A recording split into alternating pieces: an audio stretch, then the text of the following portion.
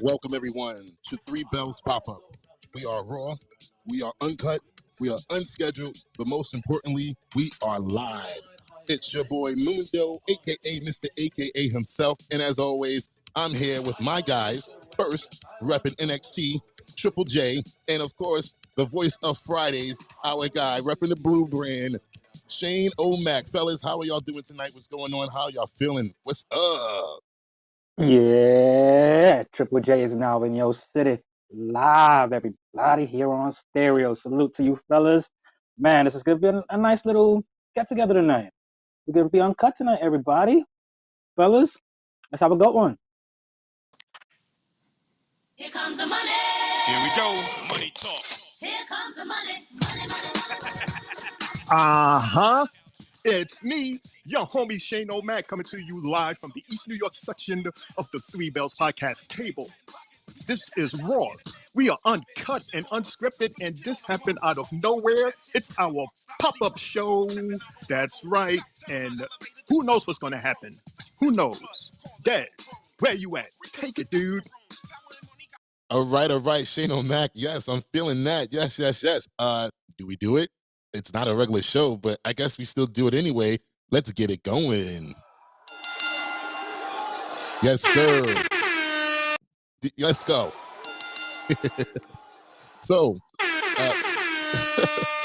so obviously we're gonna do some predictions.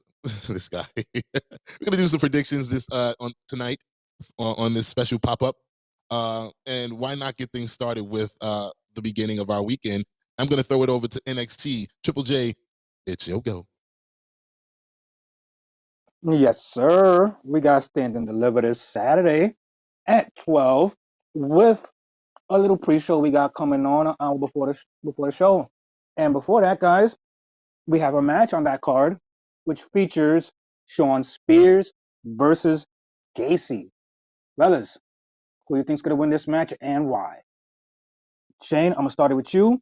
Let's see the Friday guy, and then Des. Mr. Spears and Gacy. So this is Spears coming back to us from AEW. It's the same Spears, the guy with the chair, and we have a crazy guy versus a deep thought provocative guy who for some reason cares about how certain people live their lives and telling truths or lies. Oh, I guess you're a perfect person, huh? No stones to be thrown, huh, at you, huh? Well, it goes down to crazy versus crazy. And I am going to, for some reason, I have a feeling that they're going to give the welcome mat treatment to Spears. They're going to give him the win. Say welcome back. And yeah, it's gonna be a tough match. It's gonna be an intense match. But Gacy, he doesn't care about winning or losing. He just wants to go out there and just do what he does, and that's just cause chaos and mayhem. As long as we get that, I'm good. Does it matter who wins? Not really, but we know that Spears is gonna win. How about you, Des? I'll say I'll call it the what do you call it? The crazy man versus the chairman. I mean, that's his shtick, huh? So I actually do care who wins, Shane.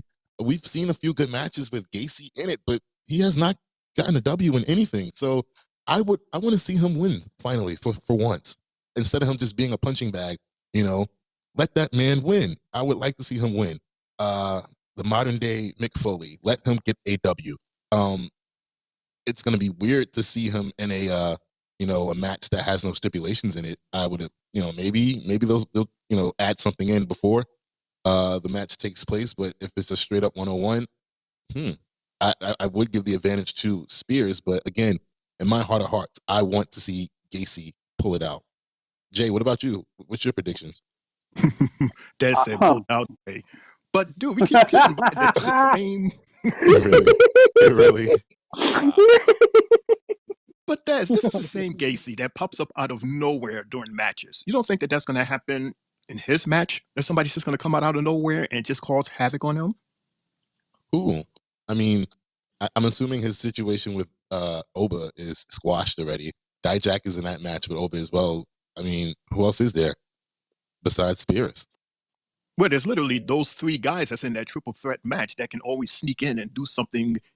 What is it? Yeah, like before their match. I mean, all they're doing is interfering. That doesn't take a lot of energy. Just enough energy to interfere and make sure that he doesn't win, like what he would do.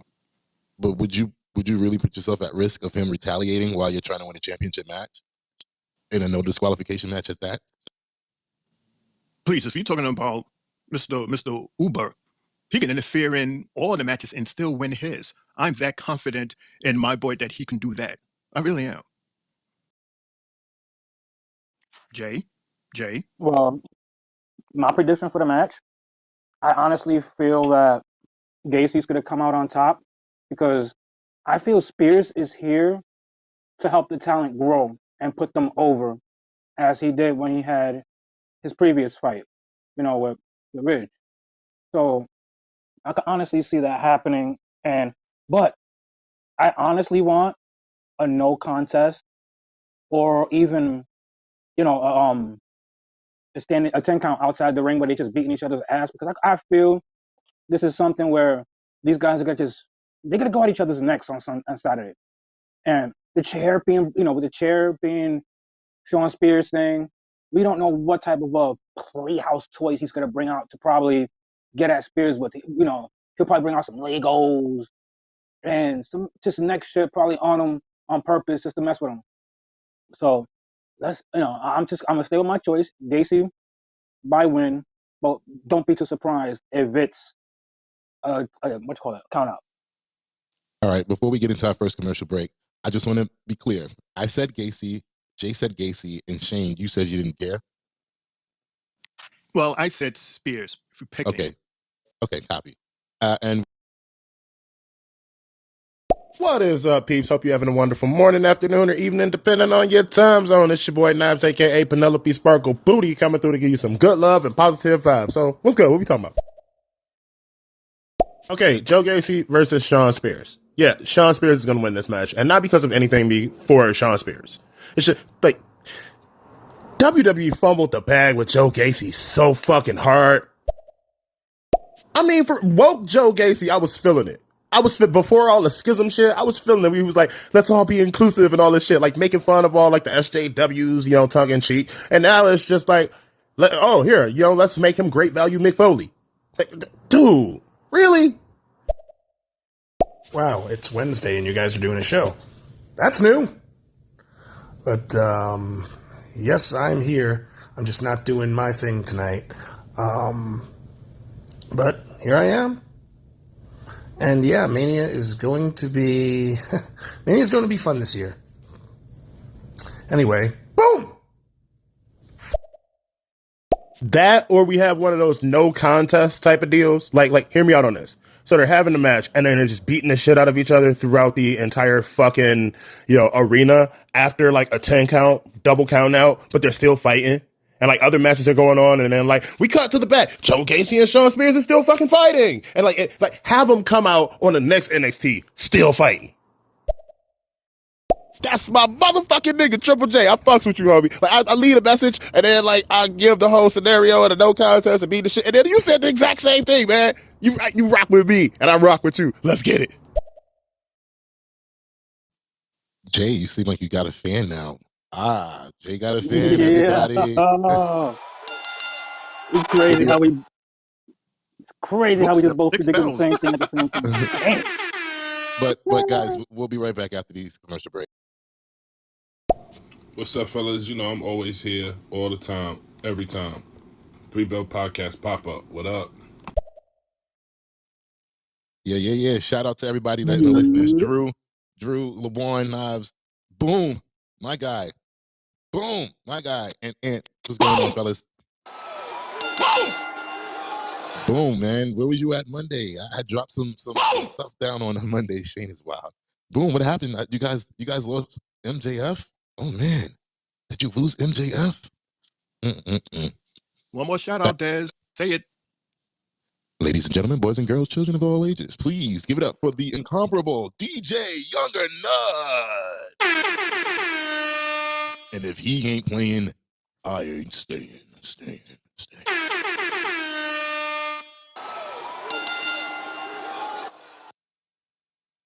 Yes, sir. Yeah, and also I want to give a shout out to my lovely, lovely Mama Love because I know she's listening in with Pops as well. So let's shout it out for Mama Love as well, Mom. Hi, Mama. Hope all is well. Thank you for joining us, Mom. Jay, before we get back to your show, we got a few more commercials to run through. We got to pay these bills, and then we will be right back with more act. I was wondering when Andrade turns on Dominic, is Ray going to turn and help Dominic? I mean, they may have lost MJF, and that sucks. But, look at the bright side. AEW still got Sammy Guevara. Who is it? It's Young and Nut. If he ain't staying, I ain't playing. That's what's up. That's what's up. Shane, Jay, because this is a pop-up, like, do we just answer random questions like what we just got from Ant? Like, there's no real structure to this, So we Hell doing it. yeah. You want to take it, Jay? Hell yeah, we can all answer it if we want. Fuck it. I mean, I'll play it back so you can hear what he said. I was wondering when Andrade turns on Dominic, is Ray going to turn and help Dominic? Why? That's a Why? Just because Andrade turned on Dominic, that would have Ray to help Dominic? I mean, we could see the turn, yes, Jay, but why would yeah, I Ray guess I definitely help? see that. My only thing is if Dom is ever deciding to go babyface, that will probably be the only way he could go babyface is by doing it that way with Daddy's help. So I could see where that question is coming from. Does Mhm. But keep in mind, Jay and Dez, we spoke about this on Friday when Ray was on the mic and he said that he despised both Santos and his son Dom. So that's why I'm like, I don't know about that. So Dez, what say Yeah, you, man? I don't know. yeah. I don't see that coming anytime soon. I mean, it's still too hot. Still too hot right now. I don't see it. It would have to be something really, really, really drastic for Ray to defend his son. And I still think Dom would turn around and still punch him in the face. So yeah. Jay, back to you. bet. Here we go. We got the opening match to me that's gonna be on the card, and I feel it's gonna be the 6-woman tag match featuring Thea Hale, Fallon Henley, Kalani Jordan versus JC Jane, Kiana James, and Izzy Dane. Fellas, what are your thoughts on this match, and who do you feel is gonna win this one? Dez and then Shane. Oh man, for the love of me, hmm. I want Thea and her crew to win only because of the disrespect that JC has been showing over the last few weeks, and just talking trash about Chase U and how she used them and everything like that, and how she used Thea. Like, I want them to get their comeuppance. I know I sound like an old man saying that, but they need to get their comeuppance for sure. All of them, you know, uh, just the disrespect across the board. All the women have shown to the good girls. It needs to be atoned for, and I look forward to them getting beat down. And I really look forward to seeing what Thea is really like, in this character that she went back to, where she's more unhinged. So I look forward to that. Shane. Well, I mean, that is the point of being a bad guy or a bad girl, isn't it? That's for you to be a hindrance, for you to be annoying, to you to be that bug that keeps landing on your nose and having you slapping yourself in the face and say, you know, get out of here. And it's like, now you look like a fool because the bad person did what they were supposed to do. But in terms of me going for whom on this 6 gorgeous women tag team match, I'm going to go for Thea and crew. Because I'm telling you, as much as Mr. Sparkle loves her and needs his Booker T towel every time he sees her, she's good in the ring. And I have a feeling that she's going to impress me even more with new moves that I have never seen before, that she's going to absolutely wow me. I think all 3 of those girls are going to absolutely wow. So me, I'm going with Miss Thea, Henley, and Jordan. And my prediction will be the good ladies as well of Thea, Fallon, and Kalani, because I just feel within those 3 girls they need a push more than JC and Kiana because they've been out there longer Izzy's the more fresher face out the three. So I really want to see this one because I feel there's gonna be a lot of oohs and ahs from the ladies. I'm just hoping nothing gets botched. So good luck to the ladies out there, and let's get it, ladies. Put on a show for us. Speaking of show, let's show some more messages. Here we go. What the I'm boom? cutting you off right now. MJF going to WWE? April 1st. That was April Fool's.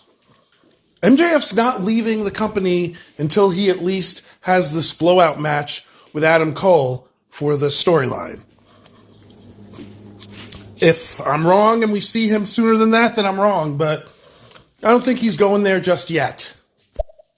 Well, we was thinking it was possible because it's rumored and it's been factual that MJF's merchandise on AEW's website is like non-existent at this point.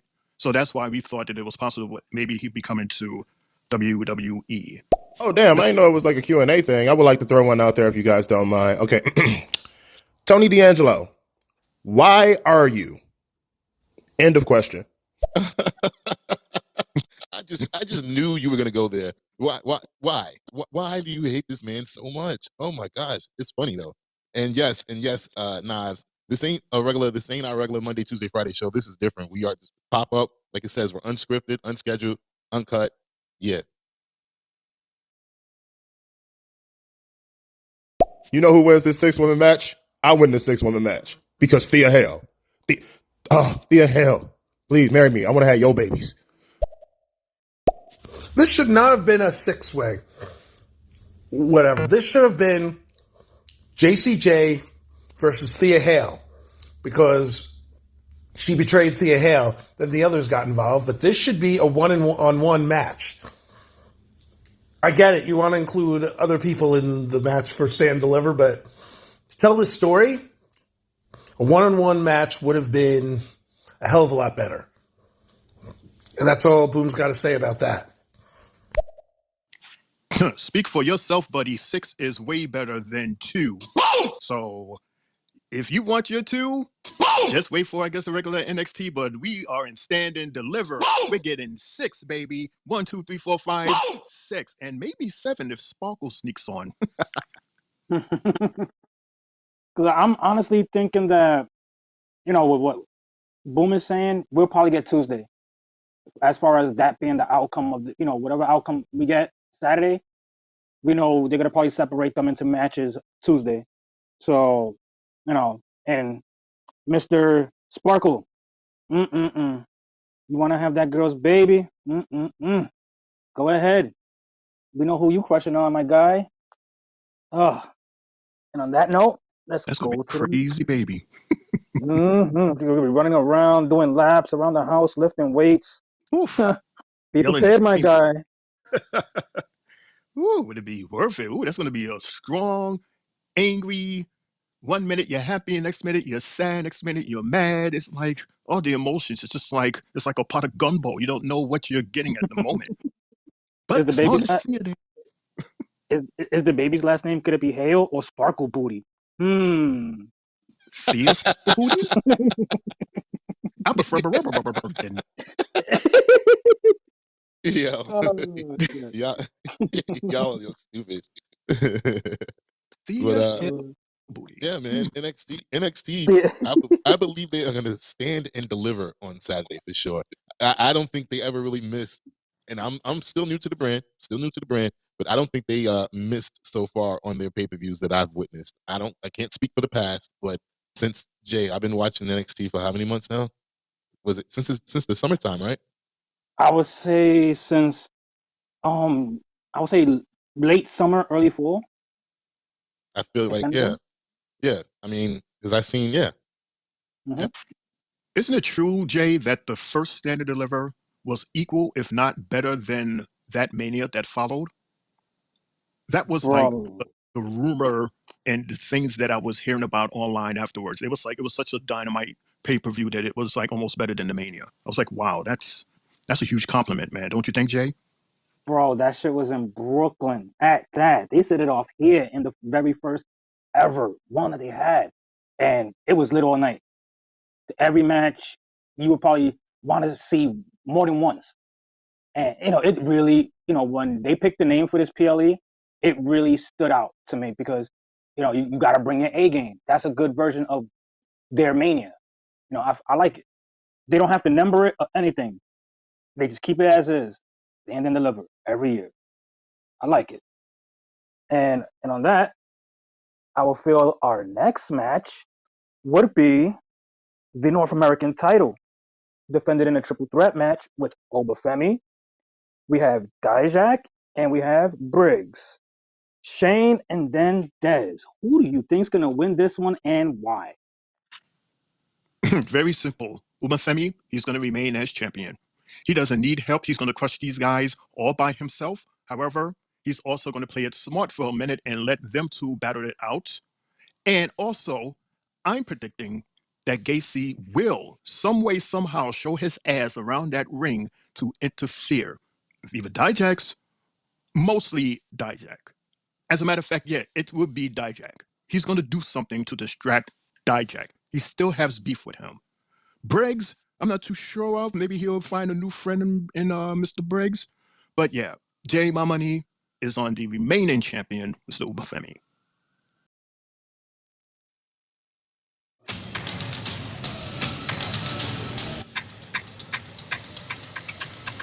Huh.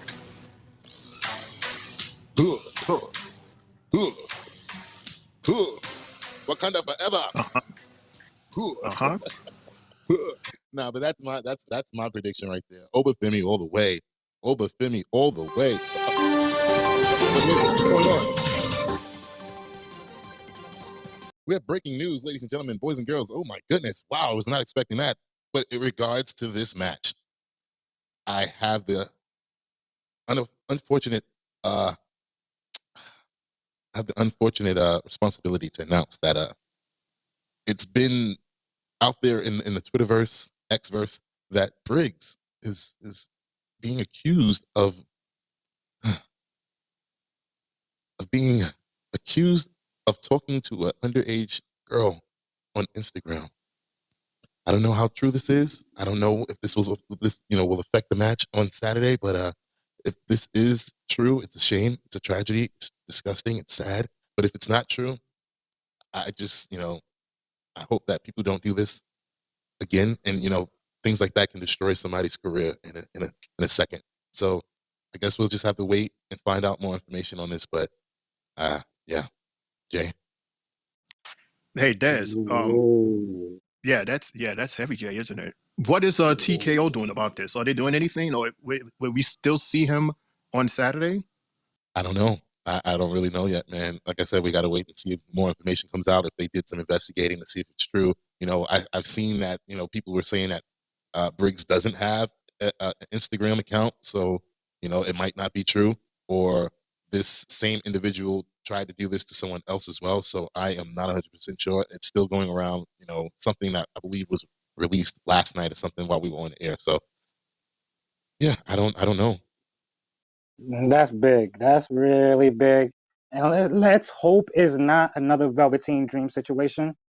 If you guys remember him, I'm not too sure if you do, but he was on NXT himself, and that same situation you're talking about happened with him.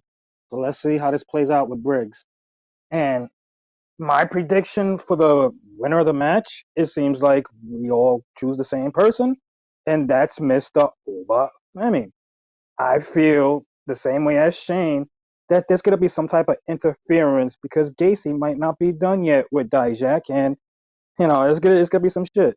So, you know, oh, to me, I feel this is gonna be match of the night. Early prediction. But That's all I gotta say. but I think that if interference happens, it takes away from the match. I don't think they need it.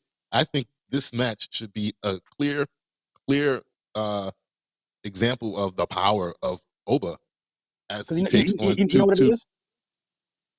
You know why I'm saying it this way, Des, though? Because the fact is, since Dijak, and Gacy beef never ended, and then Briggs, you never know where his brother Jensen, supposed brother Jensen, coming around. He might fuck it up for him too. So this is what I'm saying. Like, two guys could fuck it up for one, and Oba retains easily. So this is something we got to keep an eye on as well. Gacy might not have to do anything, but just do a little pop-up, as he always does, without having to cause anything. But, Jensen might be the one to start with Briggs outside.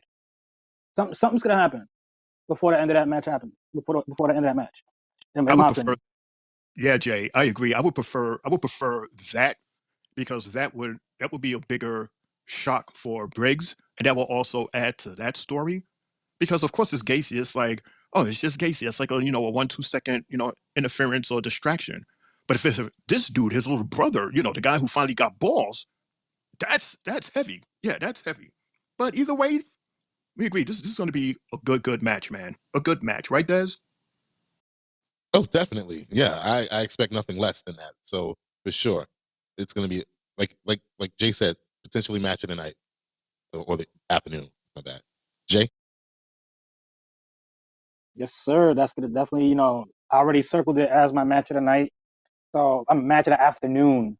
Shit, it might be match of the night, after Mania's all said and done. But let's see, fellas. Let's play these messages. That's an easy question to answer. Yeah, I don't like Tony D'Angelo because he trash. Like, he big trash, bro. Like, again, fake spaghetti bender, Oh, hey, gabagool, I'm in my fucking tracksuit and I'm a dumb motherfucker. You're a surfer from California, bro. You're a surfer from California. This is known. He's going to be champ Saturday. That's an easy question to answer. Yeah, I don't like Tony D'Angelo because he trash. Like, Thea Hale? Nah. That's the Boom's crush. She wants Boom. And that's who she's going to come home to. Ooh. Hell yeah to that. I will, you know what? It's stirring. You want Thea Hale? Sparkle booty knives? Fine. We'll go table, ladders, and chairs at Stand Deliver. I'll throw your ass through a table. I'll break you through a damn table, throw you through the ladder. 1, 2, 3. I'll get the opportunity with Thea Hale because I'm the Boom. And fuck yeah. Boom! Oh, hold on a second. Hold on. Wow. Okay now. Oh, woo! Wow. Fire. So, Shots fired.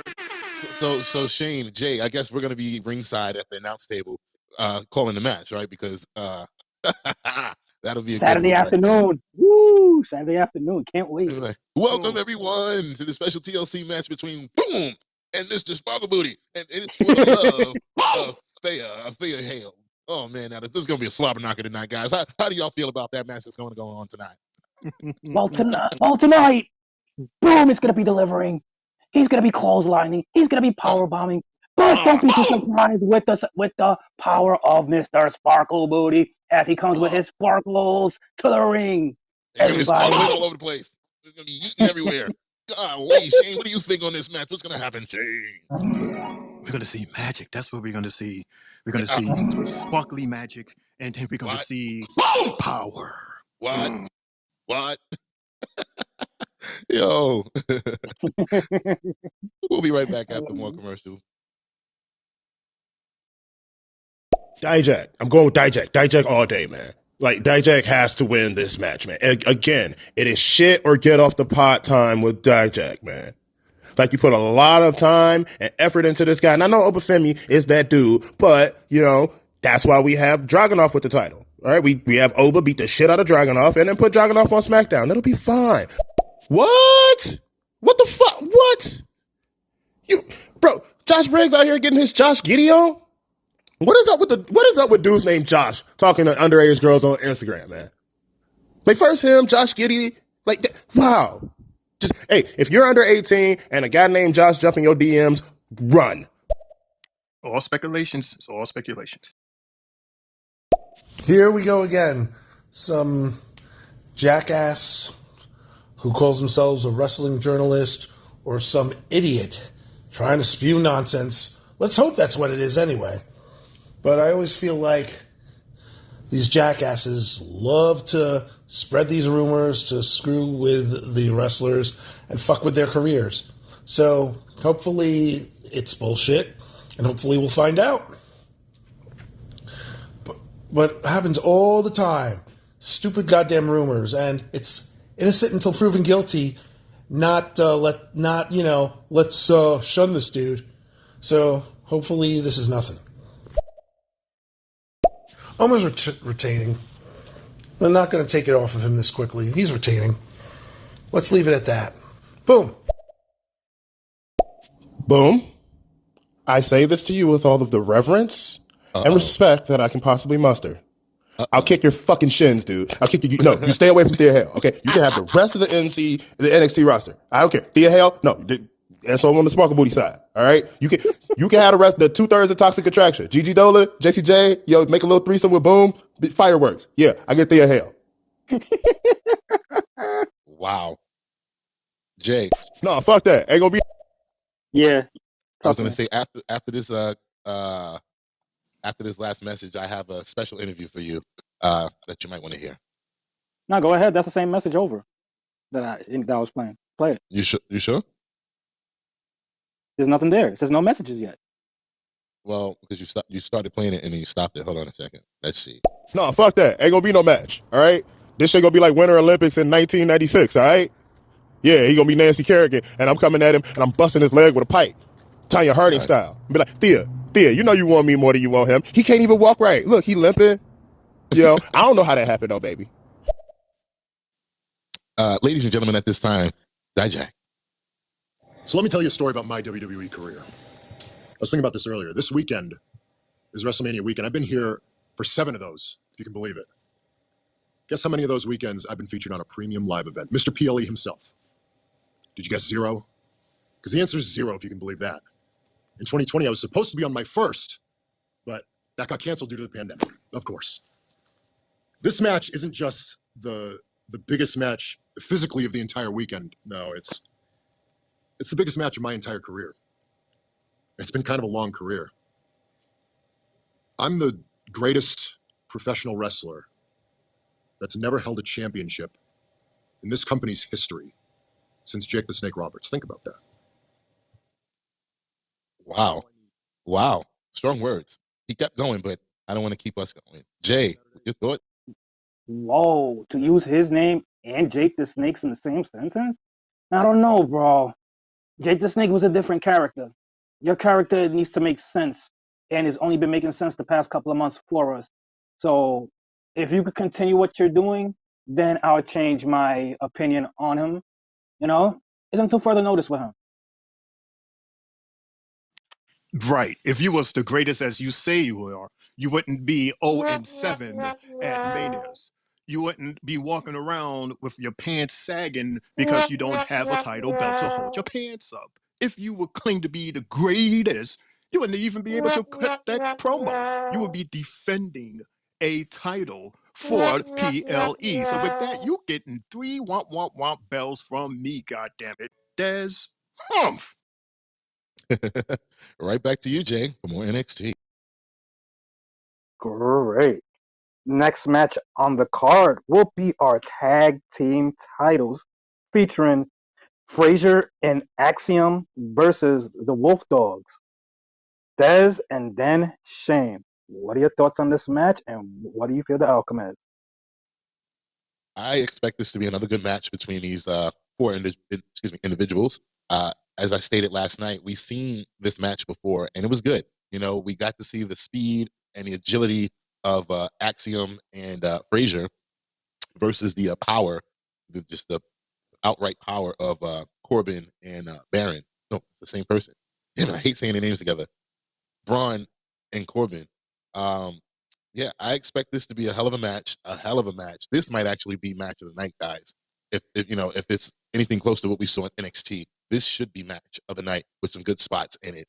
I'm pretty torn at who I think is going to win, only because of the fact that, again, they actually mentioned it last week, I believe it was, that Braun is a SmackDown competitor. They don't even recognize him as an NXT competitor anymore. He's a SmackDown competitor who has one half of the NXT tag championship. So he might get his good call up now, his final call up, meaning that they lose. But I'm sorry, guys. I'm gonna go with Axiom and Frazier to win and upset the current tag team champions. Shane.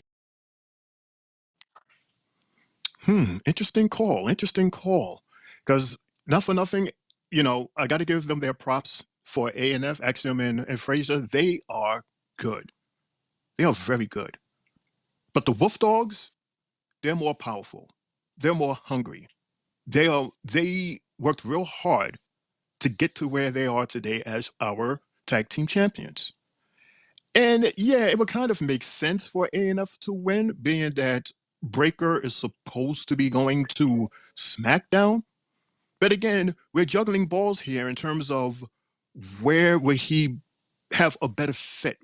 Would he fit better in NXT as a title holder or starting over at SmackDown? Shane said We- juggling balls. Yeah, that seems to be a theme today, juggling balls, right? Yeah, rubber balls, man. You see that, Jay? He's trying to catch me out there, but No Diddy, right? No Diddy. he's trying to catch me because we caught him. That's all that is. It's revenge shade. That's all it is. Hump day shade. That's all right. Uh-huh. But yeah, to shorten my answer, I'm definitely going with. Damn, Des got me thinking now because I did say Wolf Dogs all the way. Physically, I would say Wolf Dogs all the way. But after that, moving forward, because of what they want to do with Breaker, we would have to go with ANF. So that's my complicated answer. If that makes sense to you guys, Des and Jay. So yeah, I guess it'll be ANF and then Breaker going to SmackDown. Oh well, yeah, Jay. I honestly feel that Breaker and Corbin are gonna cruise in this match. You know, Axiom and Frazier, they're gonna try their best, but I really don't feel that they're gonna push Breaker as much on SmackDown. Like he serves no purpose at the moment because of everything that we're getting from the roster, and I want to see him continuously defend this title with Corbin. Get some defenses under your belt before the full jump. Nothing's there for y'all right now. Even with this Friday coming up, I don't see nothing with that, with him even trying to attempt to fight anybody. So keep him cruising on NXT. Let Mello or somebody else come up and just go from there. Other than that, I'm going Wolf Dogs all the way in this match. By they could just rip them apart in half. That's what I feel. See, and Going that's on. the thing that we was talking about, Jay, with and Des, with the fact that we know who Breaker is and what he is capable of. It's to me, it's what are you going to do with him once he's on SmackDown? Are you going to, in fact, put him in the file cabinet and his character is like it fades away into like top tier jobber status, or just leave your ass right here in NXT and remain as a top tier fighter, as one of the guys that's putting asses in seats and eyes on the TV on Tuesdays? Because this jobber crap that you're doing on SmackDown, you did it twice already and it's already played out, considering who you are, where you from.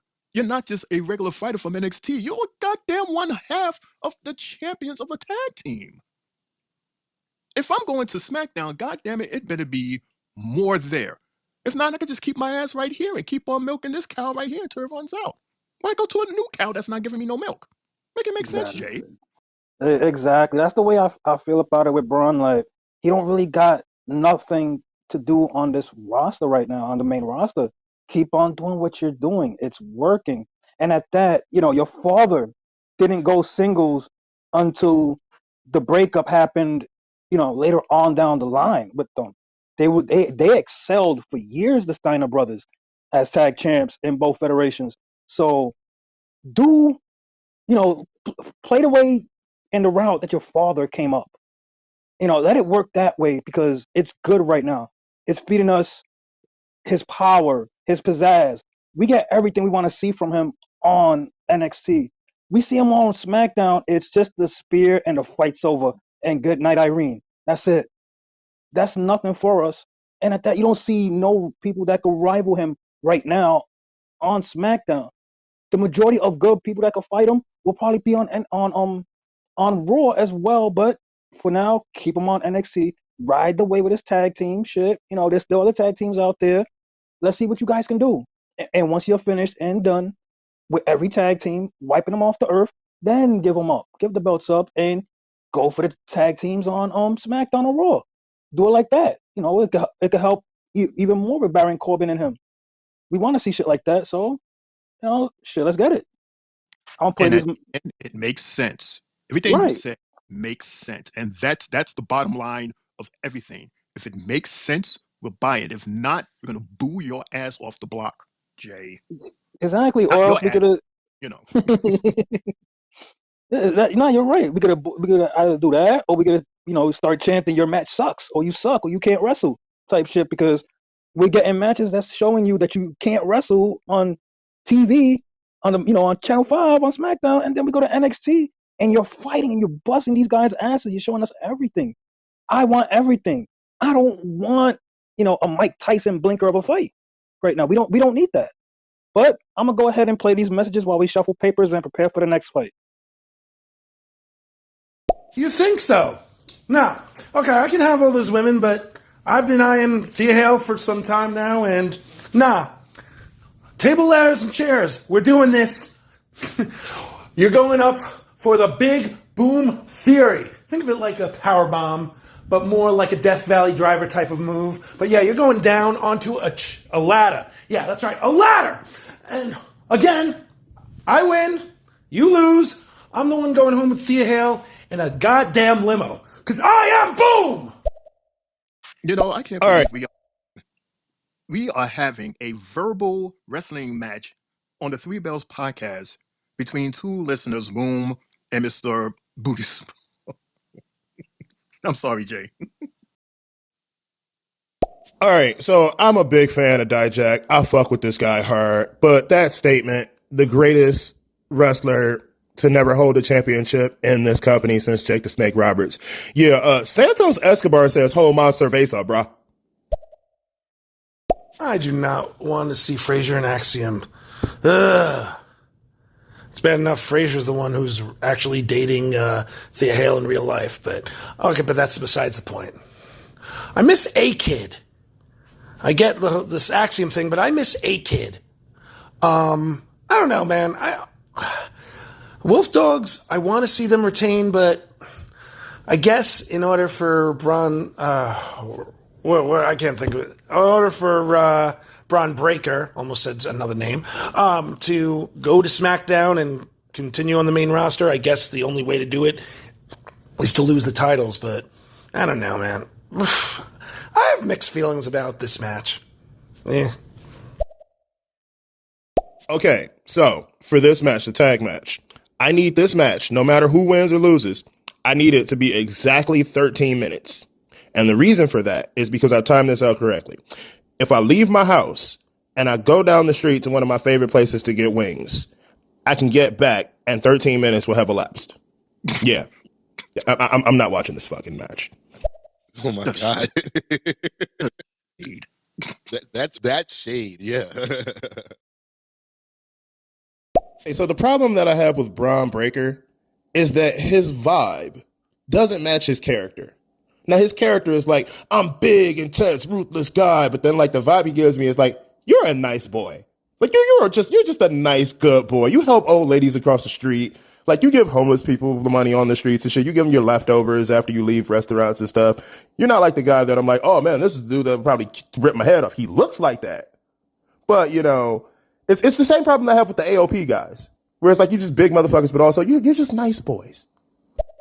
Shane, do you guys write your stuff together? Because what he just said sounds like something you would say. Like y'all do writing school together, something like that. What the fuck was that? That is crazy. I said, Sparkle, I said the same thing about Anderson. I said, he's a big guy, big, mean, tough guy, but he does give off like that cool vibe. Like, like you could go to a bar and have a drink and y'all can have a good time. But if you cross him, just like with Breaker, they'll break you in half. That's the character. That's the 180. The fact that they would help an old lady across the street. But if you're trying to mug her, they're going to F you up. That's the character. They're not bad guys. They're big, strong guys that's going after the gold. Or in Breaker's case, keeping the gold. So I understand exactly who they are. And hell, I'll probably share a beer with Breaker too. But that's if he drinks unless he's too good and sticks with water dads. I don't know. I don't know. He looks like he'll get drunk as hell, start fighting the whole bar, just for the hell of it, just for the fun of it. Jay? Shit, the bar is gonna have somebody's gonna get tossed through a couple of tables, probably thrown across the bar, behind the bar. It's gonna be a rough night. Touching Braun Breaker. And on that note, hmm, hmm, I'm gonna go with this match, and it is for the championship, NXT Championship, featuring Dom. I mean, the Don of NXT. Now you can get in this one, Sparkle. Again, his opponent, the champion, Mr. Ilya Dragunov. Yawn. Shane, and then Dez. Since you already yawned, what are your thoughts and who you think's gonna win? Fellas, chime in. Dad, since you, what do you say? Dad, since you yawned, or me? Who was it you went? Well, since I'm talking anyway, I'll jump in. This is the match that everyone is really not too excited for, huh? Well, I'm going to be that guy and say that Tony is going to win. He has too much. He's a strong guy. Like, Sparkle and the rest of you guys, you got to give credit where credit is due. Like, you may hate his persona, you may hate this whole storyline that he's going through and his attitude and this, that, and the third. But when he's in that ring, he delivers. He's a tough guy. Like, I was very impressed with him. And I was impressed with Dragunov also.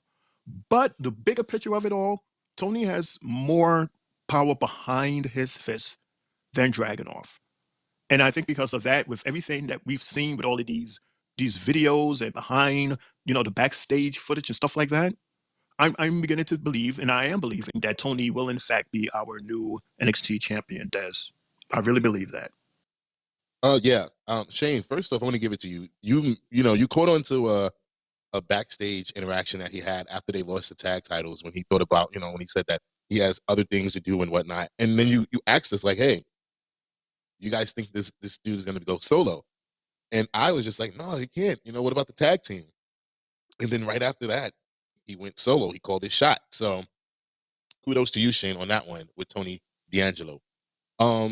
Yeah, I think it's his time. It's his time. I told you guys before, I think Ilya was just the transitional champion, you know, and I have no gripes against him. Like I said last night, Ilya as a in-ring competitor, he's awesome. He brings it. Like his matches are really good. I just don't like the character, outside and all that. It's just like but in ring, if he just shuts up and just fights, he's awesome. But yeah, I just think it's Tony's time, and it's that's just the way I see it, and it's gonna happen that way. Jay, because I know a certain somebody is just going off all this ringing in my ear from I'm a, messages. I'm gonna be honest about this one, fellas. As much as I like Tony D to win this fight, I think the family's gonna turn on him at Stand and Deliver, and Ilya's gonna wind up winning. Only because of the fact is that you got Luca and you got the underboss just there, and they're not really doing nothing now. Now we're not really getting to see anything from them, and you got the girl as well, Rizzo.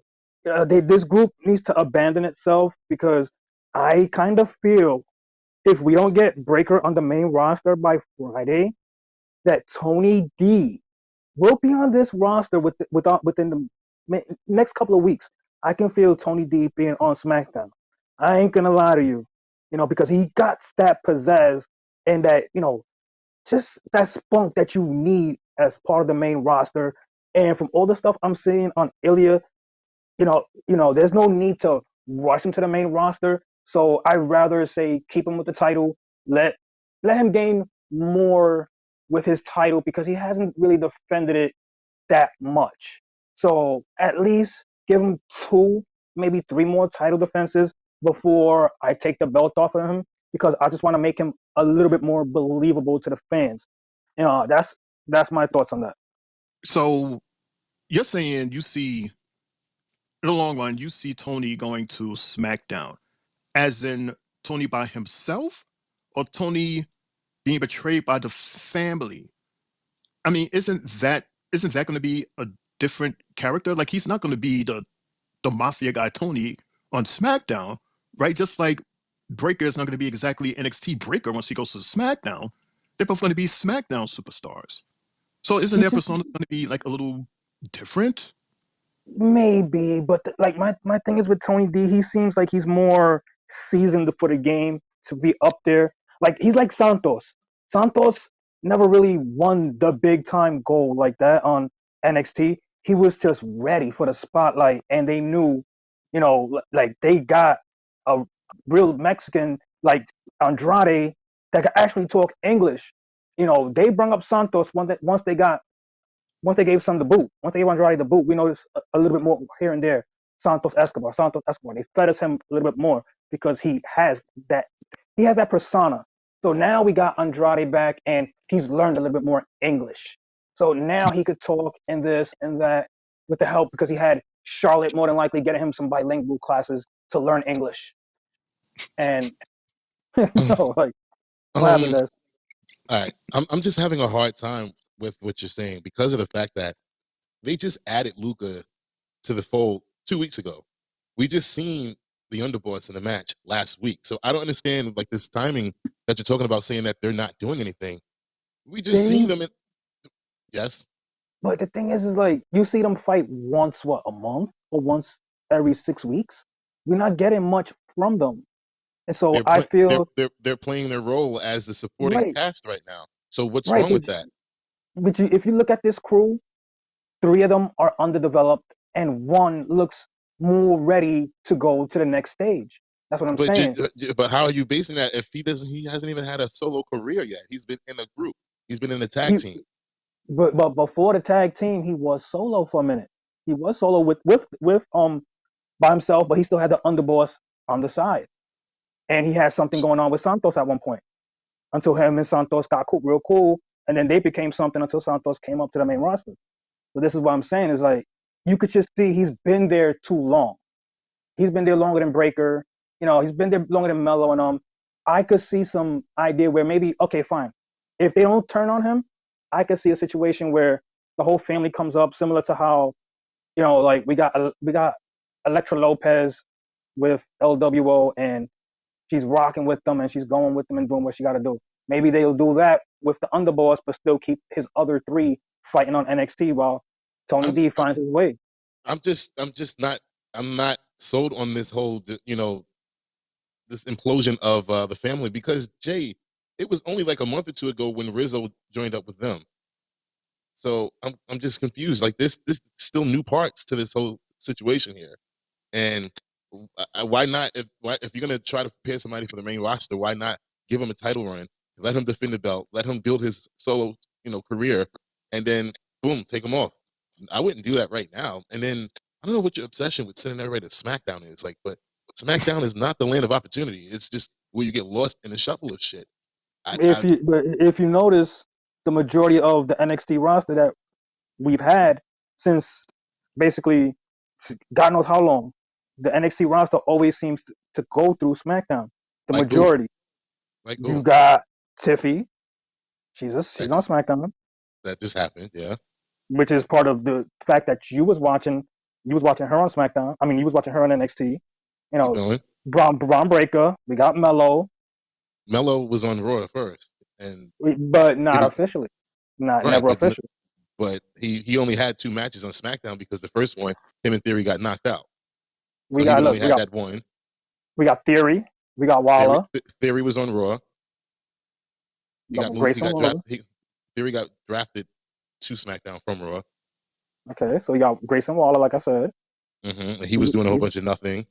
on So NXT. yeah, keep going. We got Yes Boys, pretty Pretty deadly. deadly. Okay. We got Pete Dunne and Tyler Bate. hmm Dragon Lee, Dragon Lee was on Raw, feuding but with Dominic. officially SmackDown. Uh, Yeah. see, that's pretty much a lot of the NXT 2.0 roster.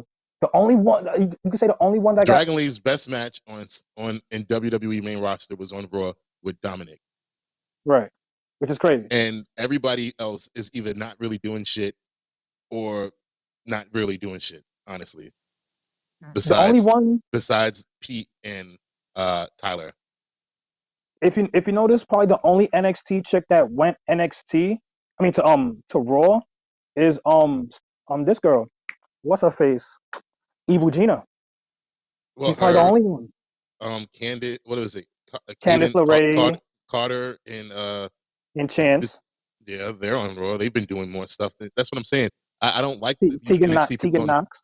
Right, they're getting more burn on Raw than these people are getting on SmackDown. When was the last time they had to show you a vignette of Tiffy because she hasn't been on the show?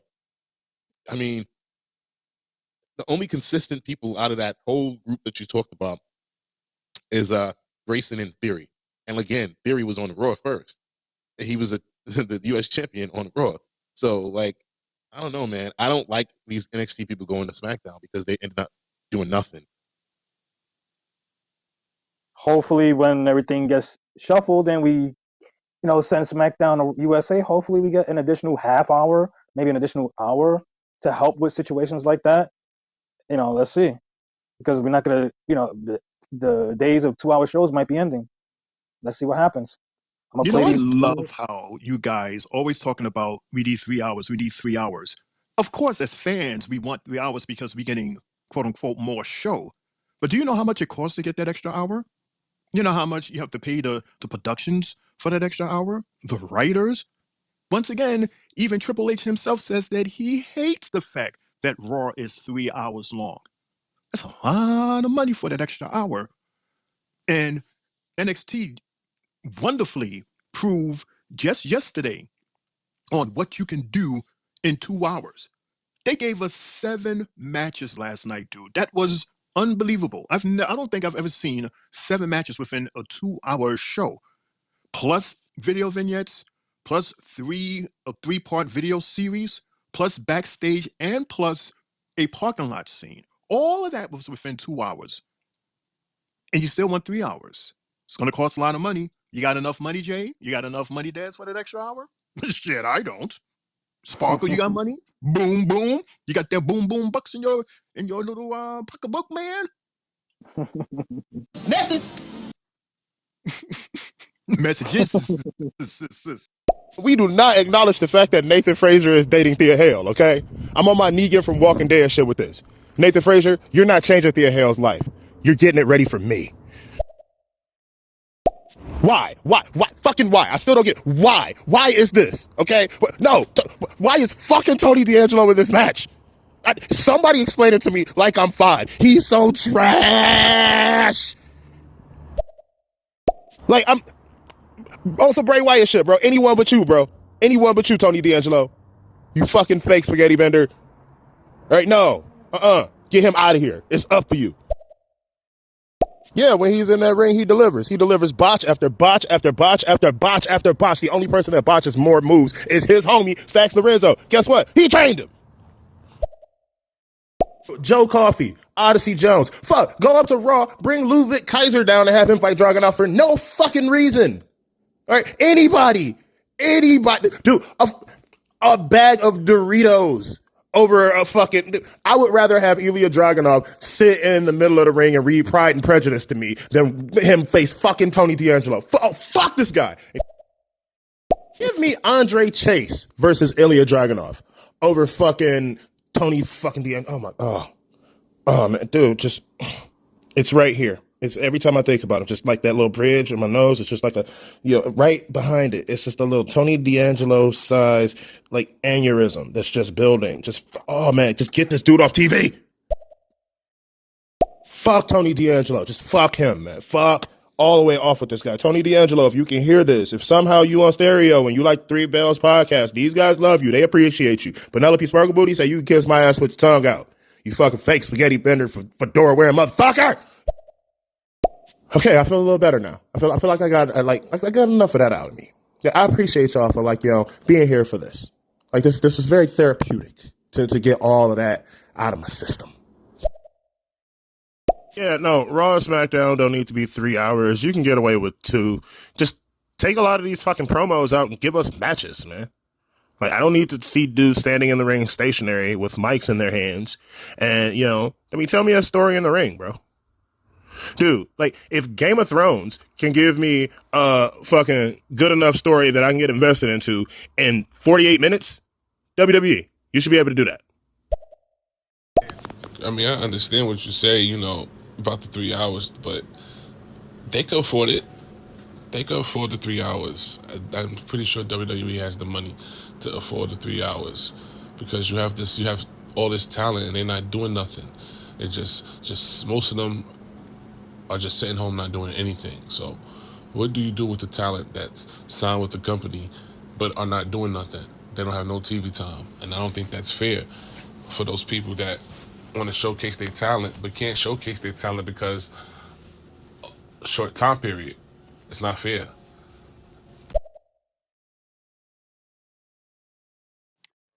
Well Well, said, guys. Well. Whew. well, as Vince McMahon once said, life sucks and then you die. Jay, Sparkle, bro. You went off there, my guy. Breathe a minute.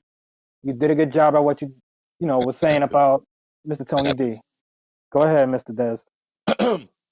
Ladies and gentlemen, boys and girls, children of all ages, that was Mr. Sparkle Booty's rant of the night.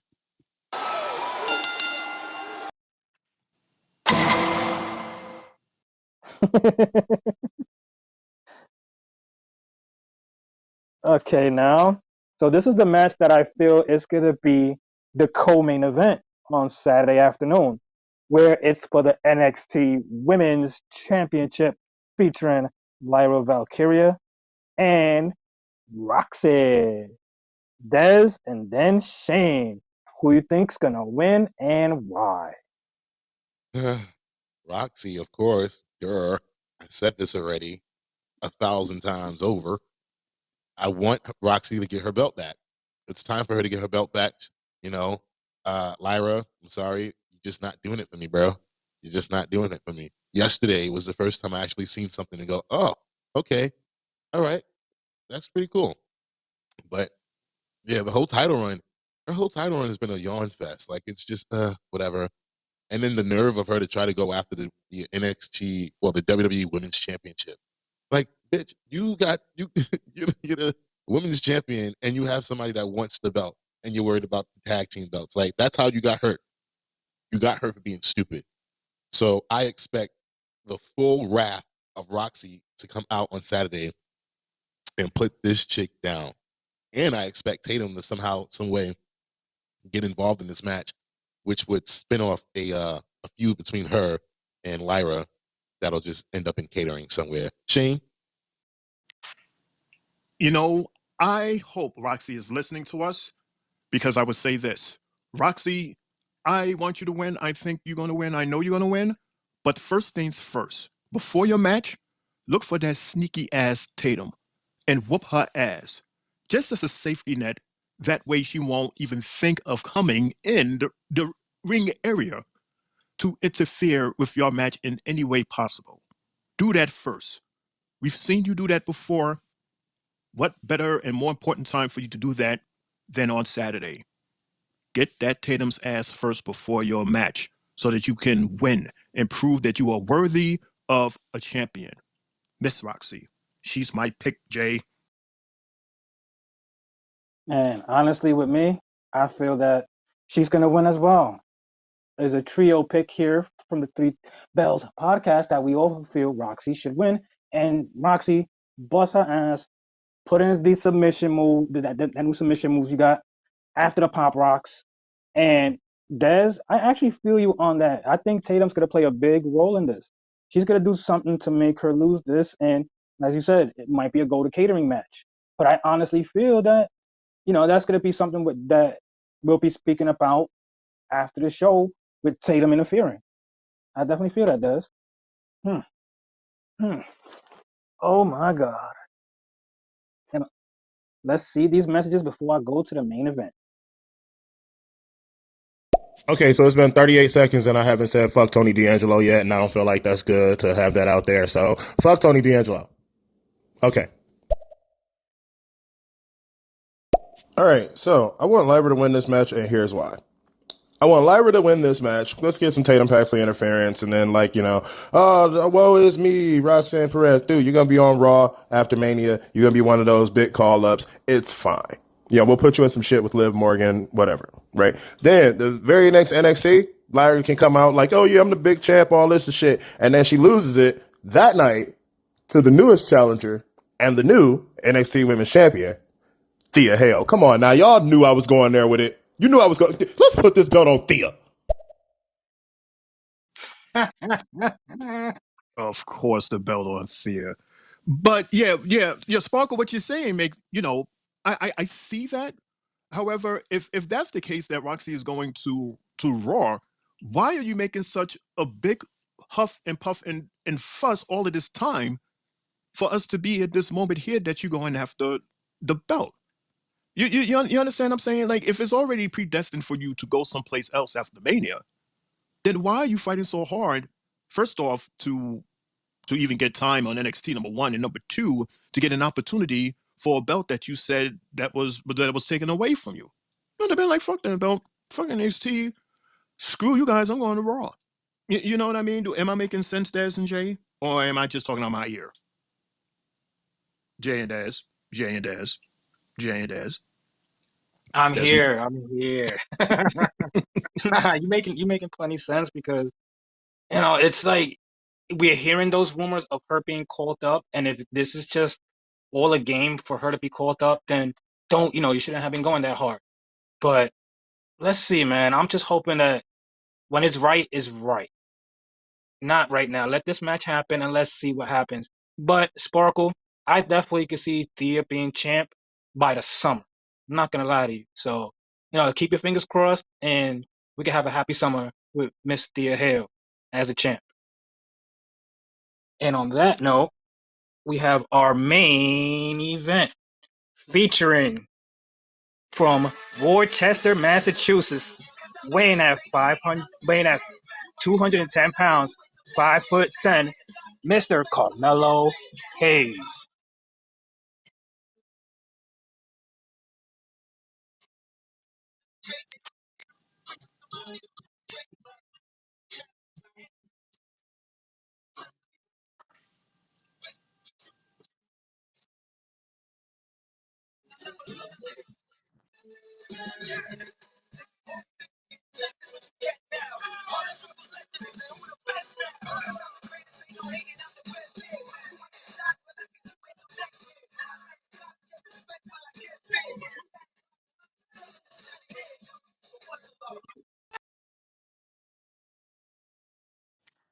do do do do do do do do. We And his all know. opponent, from Columbia, South Carolina, standing at 6'4", weighing 240 pounds. Everybody, come on now.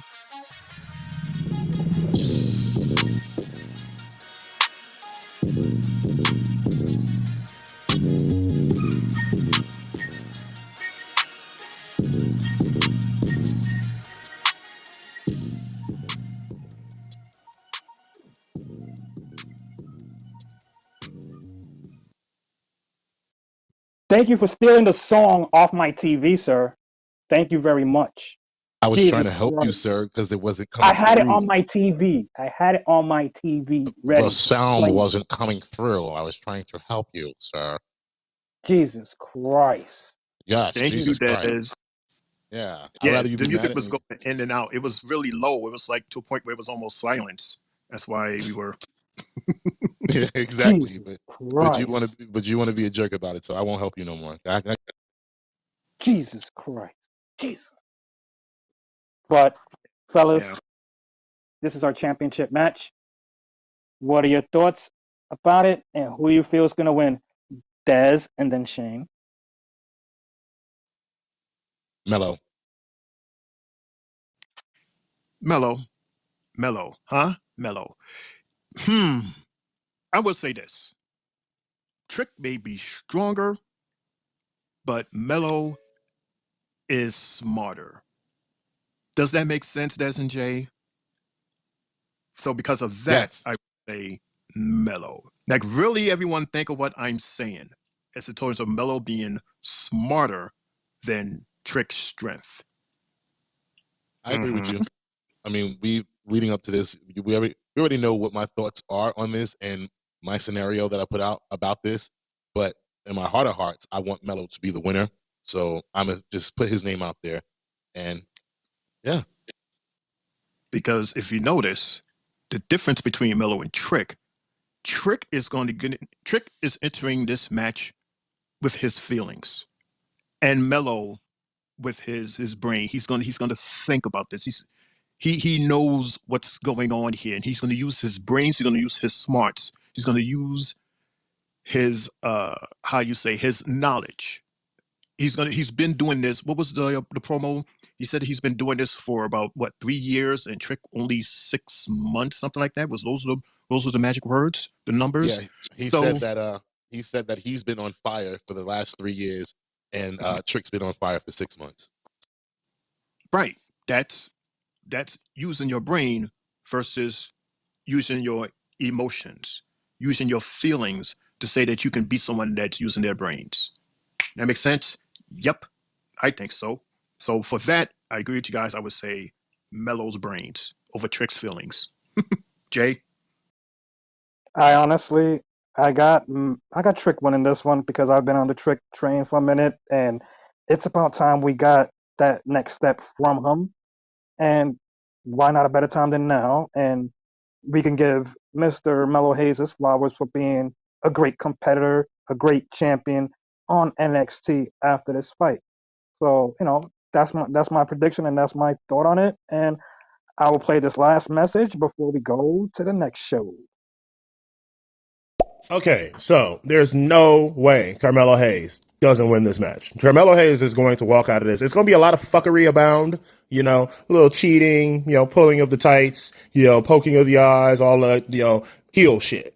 And you'll be like, oh man, like Trick and all this. No, too soon. Way too soon. This is going to be a blood feud. To the point where I mean blood feud. When we hit Netflix, let's have our first blood match in like years between Carmelo Hayes and Trick Williams. And let's have Trick open him up there, sometime around SummerSlam. Isn't that when? Also, side note, I don't know if you guys know about that dude, Josiah Williams, that does a lot of wrestling related hip hop. He dropped a Trick Williams track, and that shit slaps. I think I've heard it. I'm not too sure. Might have. Fellas, have y'all heard it? Nope. No. Nah. And on that note, that ends Stand and Deliver, fellas. What's the next show? Well, the next show would be my show, Saturday night, WrestleMania 40, night number 1. But first, we will be right back after this commercial break.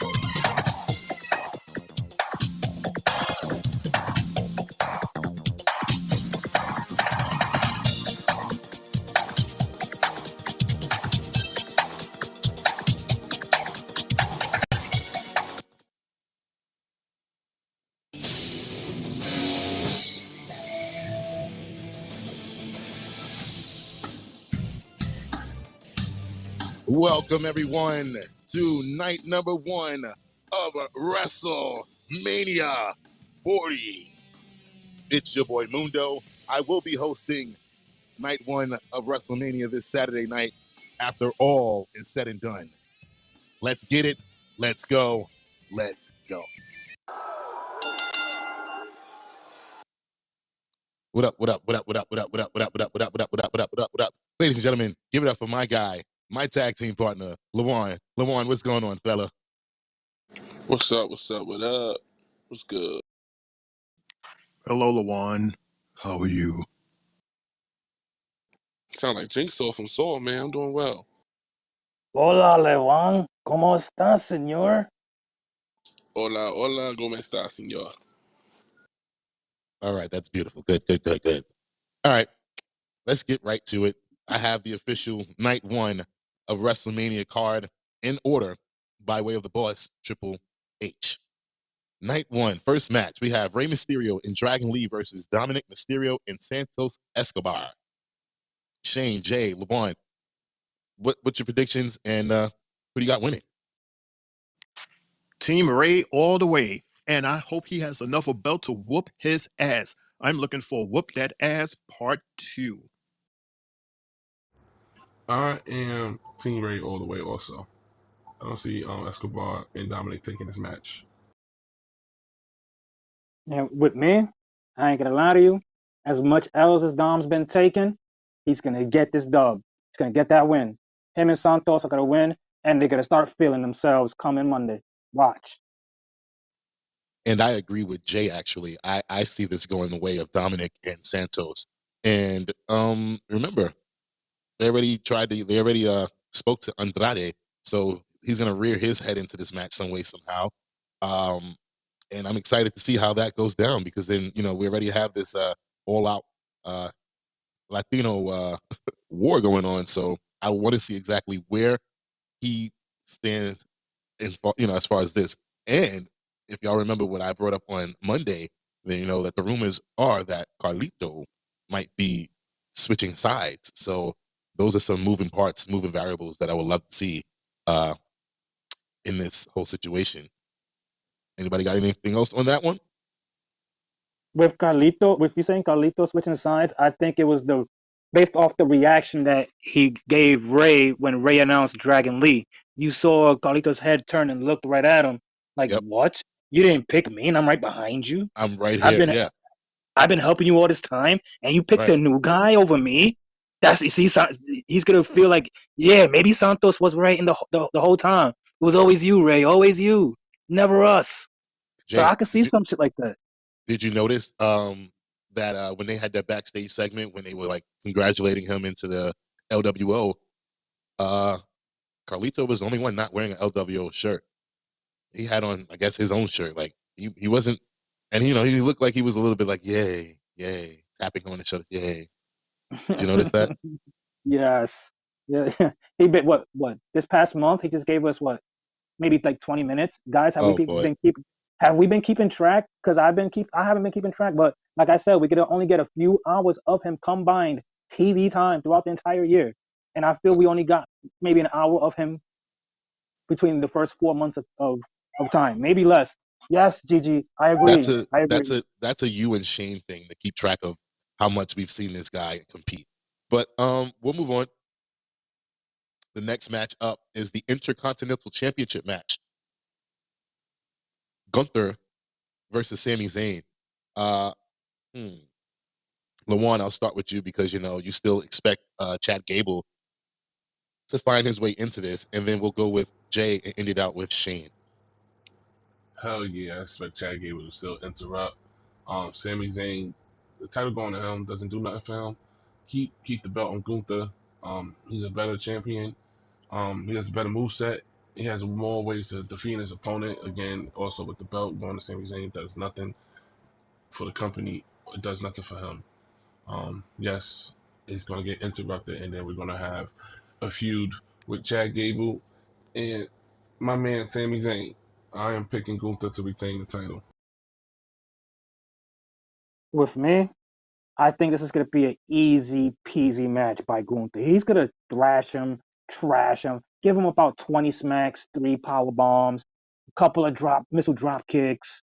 It's going to get nasty out there for your boy, Sammy. It's going to look ugly.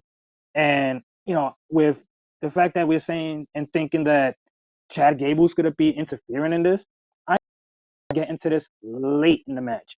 You know, just being there ringside late and Sammy catches eye that he's there, and then next thing you know, he still loses because he turned his head and said, "Oops, there goes my one mistake during the match that caused me the match." And then that's when Gable's gonna probably be like after the match, like, "Look, you lost. Why you paid attention to me?" And this is where the feud starts. So Gunther with the win.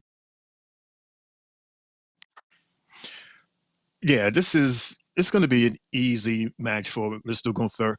And, you know, Gunther doesn't need Chad's help on winning this match. And yeah, like I'm trying to understand what his angle is going to be in terms of if Chad decides to interfere and do something with Sammy, or will Chad interfere and distract Gunther so that Sammy can win, and then Chad will go after Sammy, being that Chad will feel that he can get the title off of Sammy's hands more than Gunther. This is Triple H error. Who knows which way it's going to go? But Gunther is going to retain. Maybe. Des. So I'm counting Gunther, right? That's for Lawan, Jay, and Shane. And you know what? I'm going to be the oddball and go and put my money on Sami Zayn. Sami Zayn, who won his main event match last year for the tag team championships, will pull it out this weekend and become the new Intercontinental Champion. And then, while celebrating with Chad Gable, Chad attacks Sammy, and that sets us up for the next chapter in Sammy versus Chad, while Gunther moves on to the main roster, main event territory. Anybody got anything else to say to that? Yeah, it's odd that I think I just said that even though I said, yeah, Gunther's going to win. But yeah, that makes sense.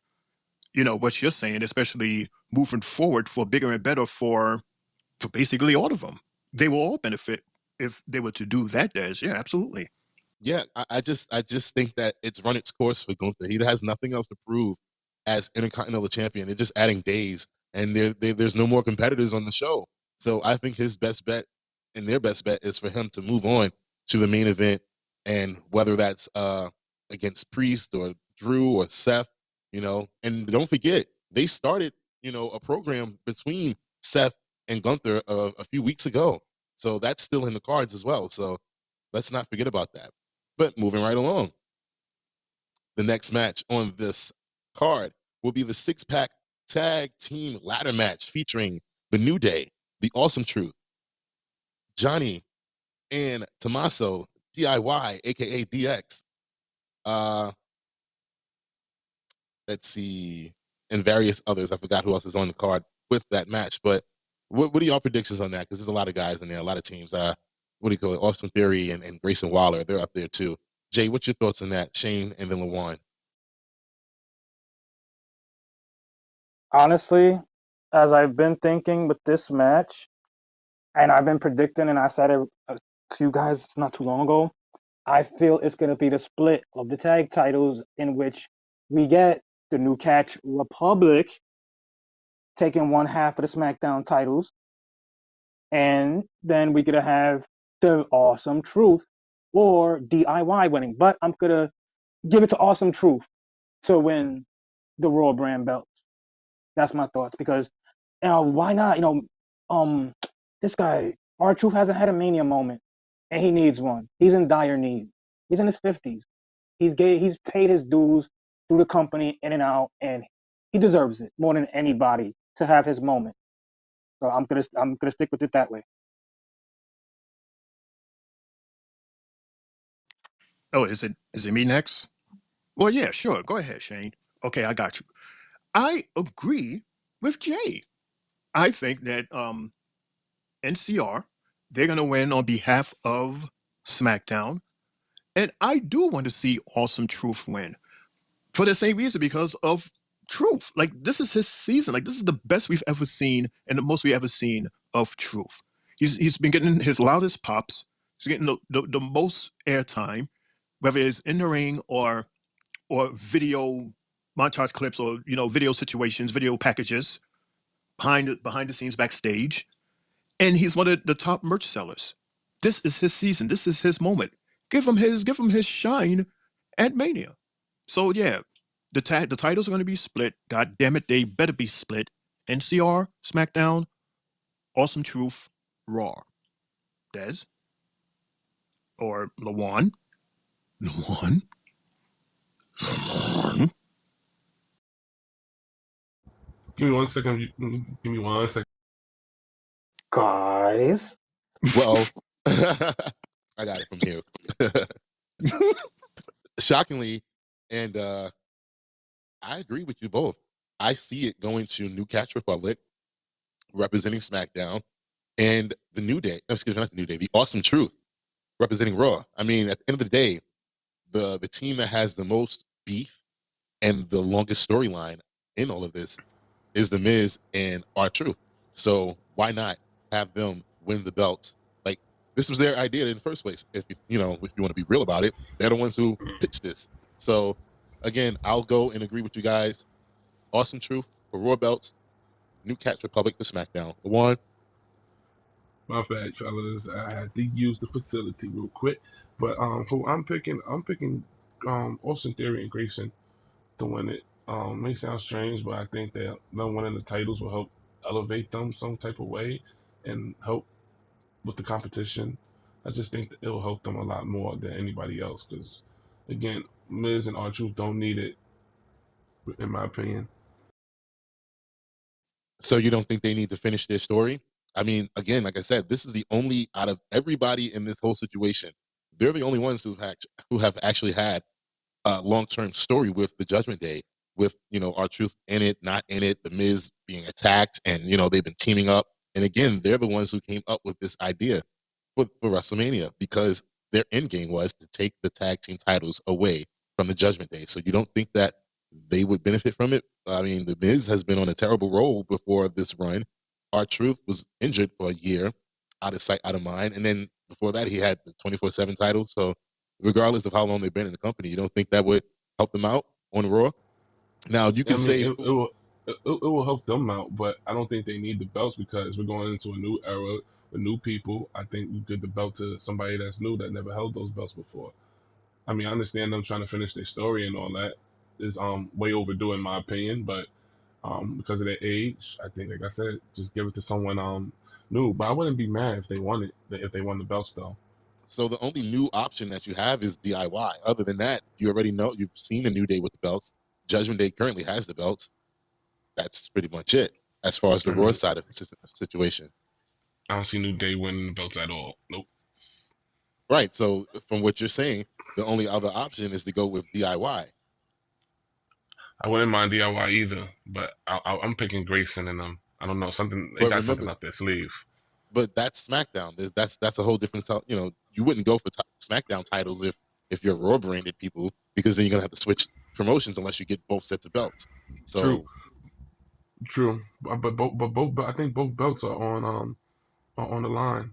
yeah, separately, the match Hmm. doesn't end until both sets of belts are down. Okay. I guess we'll go with Miz and R-Truth then. So Miz and R-Truth and for the Raw belts, and Grayson and Theory for the SmackDown belts is what you're saying. Yeah, of course. Yep. All right. Now to keep in mind though, as much as we want to see these titles separated, it's still possible that one team can grab both belts. Am I Yes, right or sir. wrong? You are Yeah. correct about that. They didn't say that it had to You are be, correct. separate teams. All they said was the match doesn't end until both belts are taken down. So hopefully we all get what we want, which is the separation of the belts. Because then I think the tag team division on both shows will definitely flourish. Shane? See, I And it didn't know they was also, doing it like that. I didn't know that they were separating the belts and having them like whoever gets the Raw belts, that's their belts. Whoever gets the SmackDown belts, that's it. I thought that whoever grabs whatever belts first wins. So thank you for elaborating on that. yeah, that's what Michael Cole had announced, that both set of belts was going to be up, and the match is going to be complete once both set of belts are snatched or grabbed. But So my thing, Lawan, wait, I'm sorry. You can finish. You can finish. I'm hoping Dez and Jay and Lawan that the belts are not situated so that only one person grabs all of them. You understand what I'm saying? Like understand there's going to be there's two belts. total of 4 belts. Please don't have all 4 belts on one ring, or don't have both belts close enough for, you know what I'm saying, for one person to grab both of them and to grab both sets of titles. That's all I'm What saying, because we don't what if know how the belts are going to be held up, right? what if they have one of each up there? Yeah, Like yeah. how like how when we seen, what was it, John Cena versus Randy Orton, and they had the match for the undisputed, the 2 belts. They had them both up there. What if they do that? Put one Raw belt, one SmackDown belt up there, and go at it. Go for it. But if I'm at the top of the ladder and both belts are there, why would I only take one belt? I would take both belts so that I can be, or we can be, Des and I, the undisputed champions. That would make sense, wouldn't it? Or would I just stand there and just say, since I'm with Raw, let me take this red belt here and then move and let these guys fight for the blue belt. Like, that doesn't, No, you're make right. sense. So that's why I'm saying, depending on how they hang it, like if they hang it with distance, so that you would definitely need a ladder. Like, you're not going to have 2 ladders put together and put a table over, like how they did with Edge and Christian. Because remember, that's how they obtained the titles, by standing on a table. Like, hopefully it'll be separated enough so that one tag team will get this belt and then the other tag team will get the other belt. There you go, Jay. Yeah, you know what's the crazy thing, Shane? I can see what you're talking about with that situation, because imagine R-Truth is up there and he decides to grab the Raw belt and already starts celebrating as if he won both belts. And then someone just comes and swipes the next belt right next to it. They're like, yoink, no more undisputed. I can see something like that happening for sure. That would be the funniest shit of the night. That would be not only funny, but that would definitely be an R-Truth moment. It won't even be like, how would it be that shocking, more funny? Say it again, Lawan. Lawan, you had said something? Go ahead. I'm sorry. Go ahead.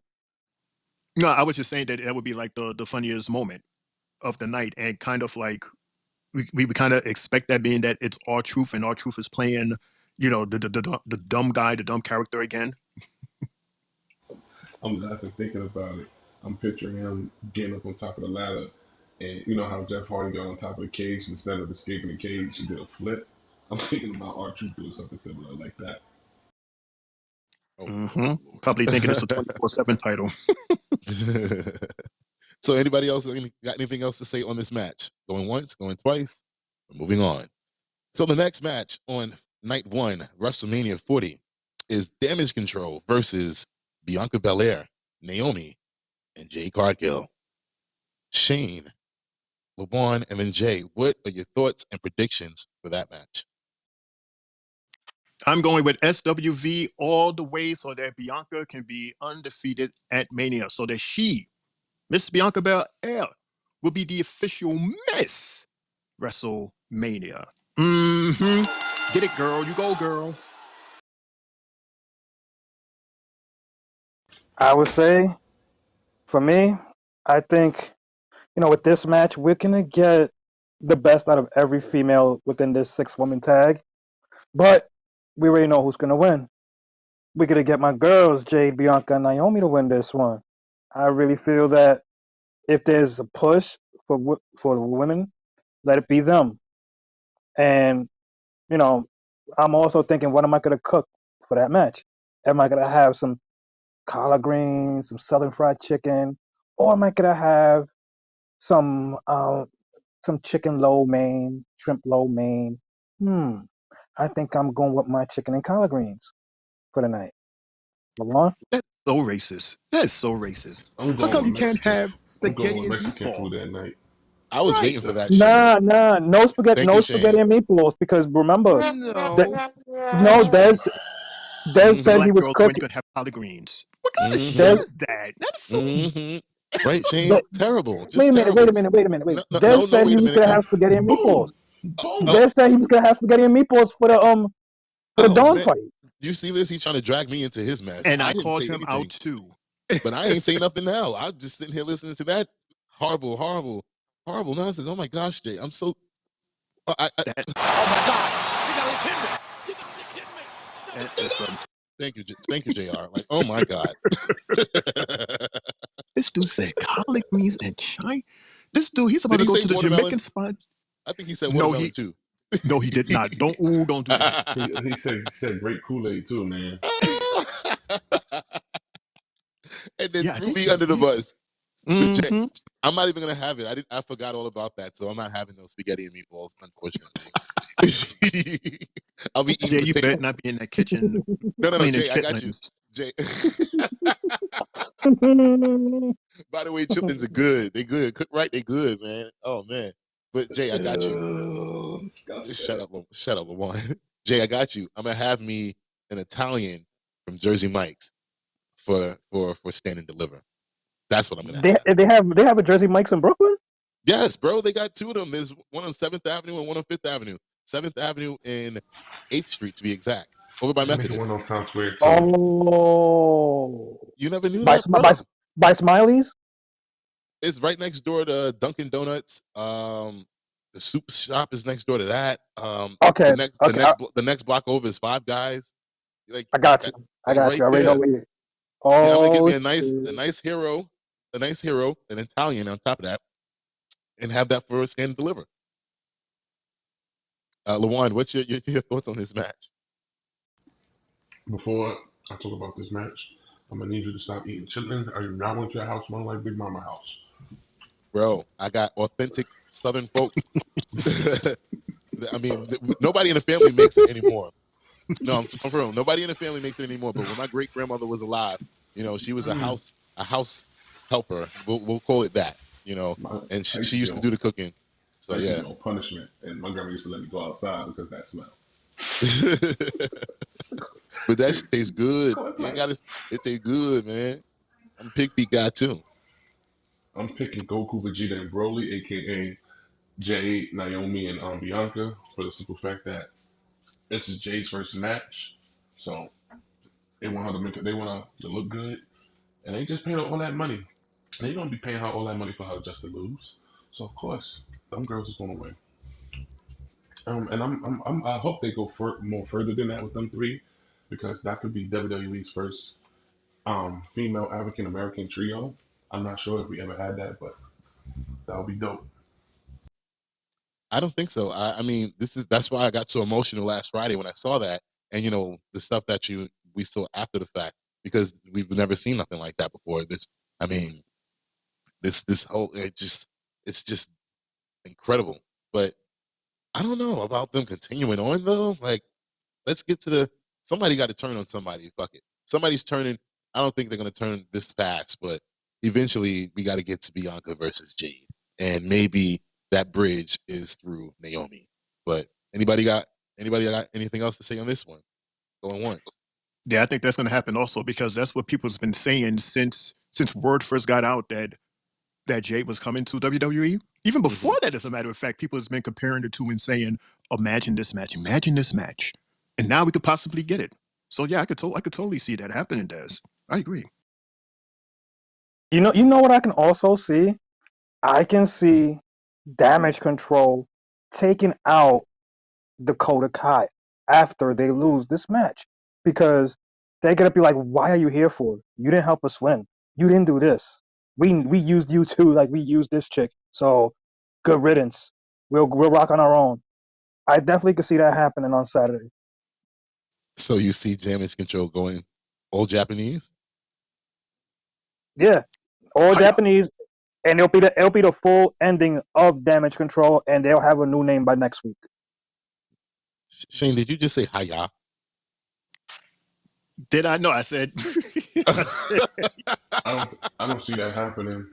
Not with Yo, not with not with night two happening with Bailey, and I don't see it happening yet. Lawan, Jay's been calling for everybody to break up. I don't know what his deal is right now with everybody just breaking up this weekend. Just everybody, the family, Damage Control. Anybody else? Shane? Too soon, Triple J. Not until Yeah. not until Bailey has a match. Too soon. right. I agree. Not yet. But if it does happen, I do see that as the reason, and that would be irony actually. So yeah, after. That means all the promos are going to be with subtitles moving forward then, because Dakota is the one who speaks for everybody. But moving right along, we have brother versus brother. Jay Uso versus Jimmy Uso. Yeet versus no yeet. Jay, I'm gonna start with you. Then we'll go with LaJuan and Shane.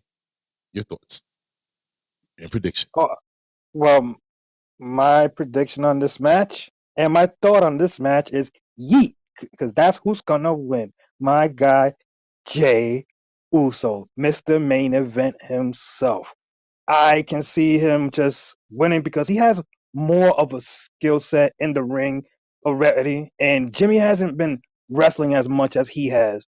And the crowd, the momentum, everything goes that route to me as far as with Jay. So, yeet, it is. This match will go either way.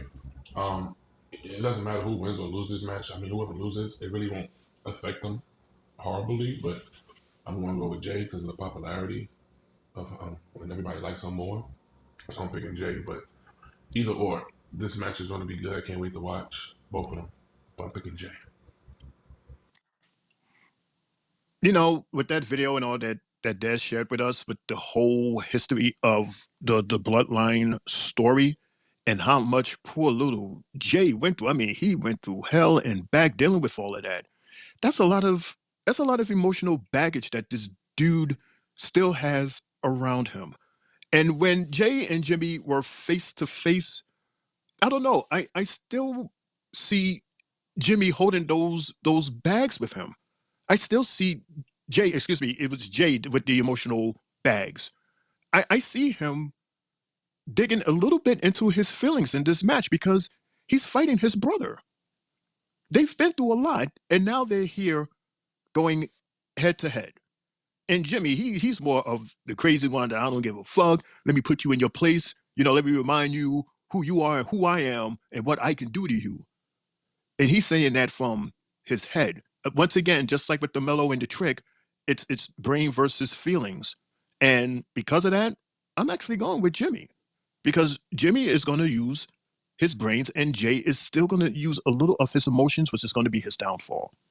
Yeah, Des. Wow, Shane. Wow. That makes sense. Especially when you go back to that face to face they had, and Jay said that he missed his brother. Come back to me. He was being remorseful and all that extra shit. Even though Jimmy then cost him title after title, match after match after match, he's still like, come back to me, brother. So I get what you're saying, but I feel like whatever happens this Friday between Jay and Solo will push Jay into, you know what, fuck it, I'm gonna do me. I got to do for me mode, and he will prevail on Saturday because he's just been tormented by his older brother, and his older brother is trying to hold him down by telling him that you can't do anything great without me. Everything great that you've done, I've been by your side. So this is his time for him to break away from that and finally be free of the bloodline and become main event Jay Uso. So my vote is for Jay. I agree with Mundo. Jimmy has caused Jay every title loss since the I Quit match. It's all been on his fault since the I Quit match. Yeah, if you want to take it back to that, because Shane likes to bring up that video that I sent them. That's true. He only lost that match against Roman because Roman put Jimmy in that guillotine, and he was like, I quit only because of that. Then, Then a super kick from him when he was fighting Austin Roman Theory. Theory, like it's so many different times. He cost them the tag team championships when he knocked them off the ring, the rope. He cost them the Universal Undisputed WWE Championship when he kicked him in the side of the head outside the ring. Like he cost him regular matches with Drew McIntyre. Like this dude has been tormenting his brother for months, and it's time for Jay to get his against Jimmy. So, Let me. Whoa. Go ahead, Shane. Shane and Jay. saying Jay, okay. Wow. We think alike there, Jay.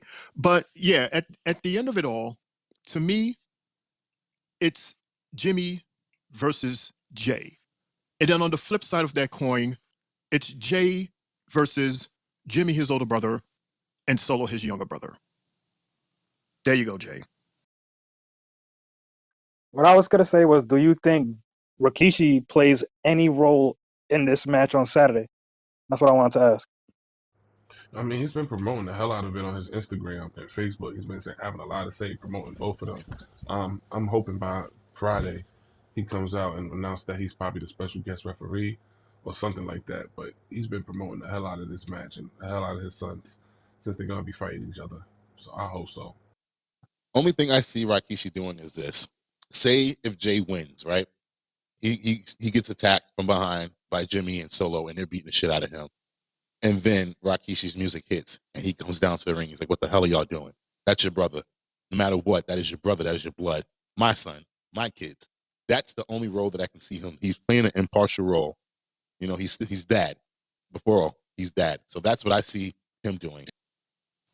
I agree with you, Shane, Des, on that. However, instead of him coming from the back with his music playing, he's going to be sitting front row in the side watching. Since he promoted this so much and he's so proud of this moment that his sons is going to be in Mania, he's going to be sitting right there watching the whole thing until the end of what you were saying, Des, and then he'll jump over and intervene. That's what I would see. Lawan. I was gonna say when Mundo was talking about daddy and stuff, I was gonna say play Daddy Wasn't There by Austin Powers. Daddy wasn't there to take me to the fair to change my underwear. Now, but Shane, only thing I can't see Rikishi going over the barricade. This dude is old these days. The knees might not be kneeing no more. So that's why I'll give him his entrance. Just so the people can hear the music one last time. You feel me? That's Too all. much ass, no Diddy. I'm dead. Give him the original BBL. Matt Cellulite. Matt Cellulite. Yo, oh my You know, gosh. what'd be crazy though, if Solo, like you said, Solo plays a role and decides to want to interfere. Imagine Tama Tonga makes his debut that night to help Jay win, and Jay starts his own little stable.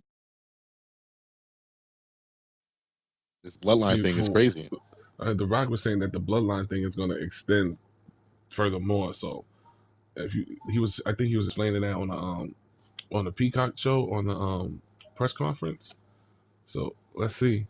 Well, of course, they have Um, so much family in wrestling. And again, we all feel that somehow, some way, by the end of night 2, we're going to have a story starting between Roman and The Rock that leads us into WrestleMania 41.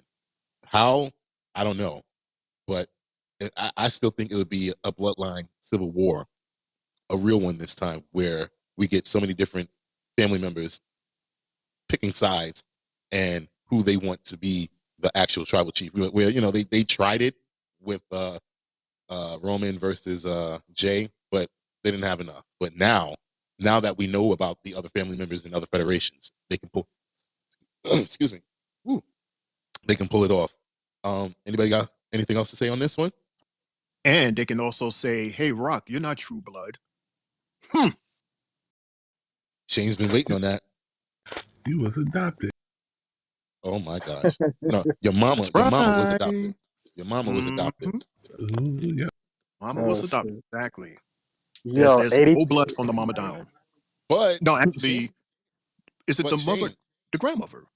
Remember, the no, grandmother married Maivia, right. and she And was her already she already had The Rock's mom. correct, which But Rocky adopted. Yes.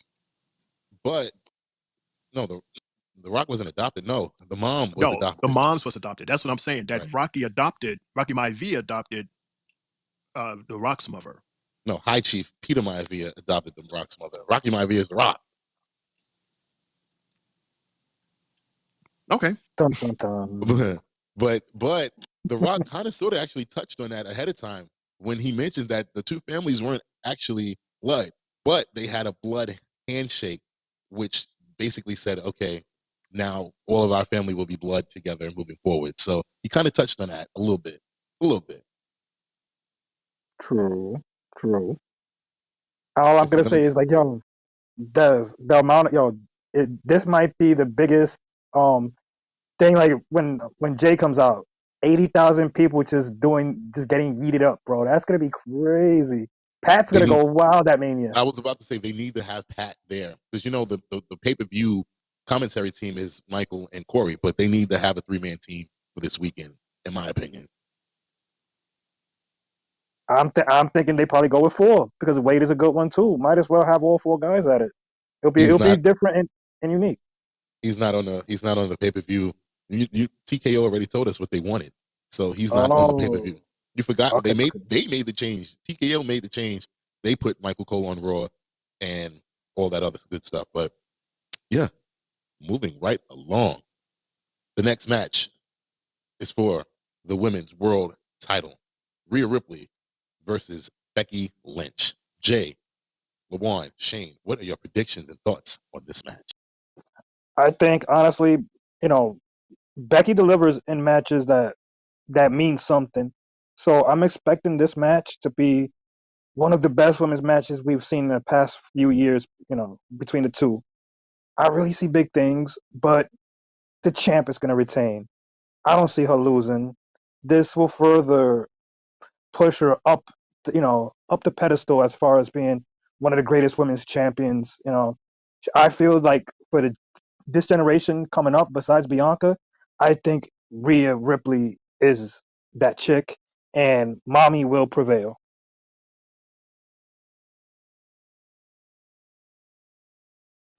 LaJuan? Mommy, I do not want to see Super Becky.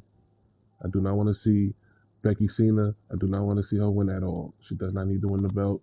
Um, Let Rhea Ripley keep winning the belt. Rhea Ripley has just been dominant in the Raw roster.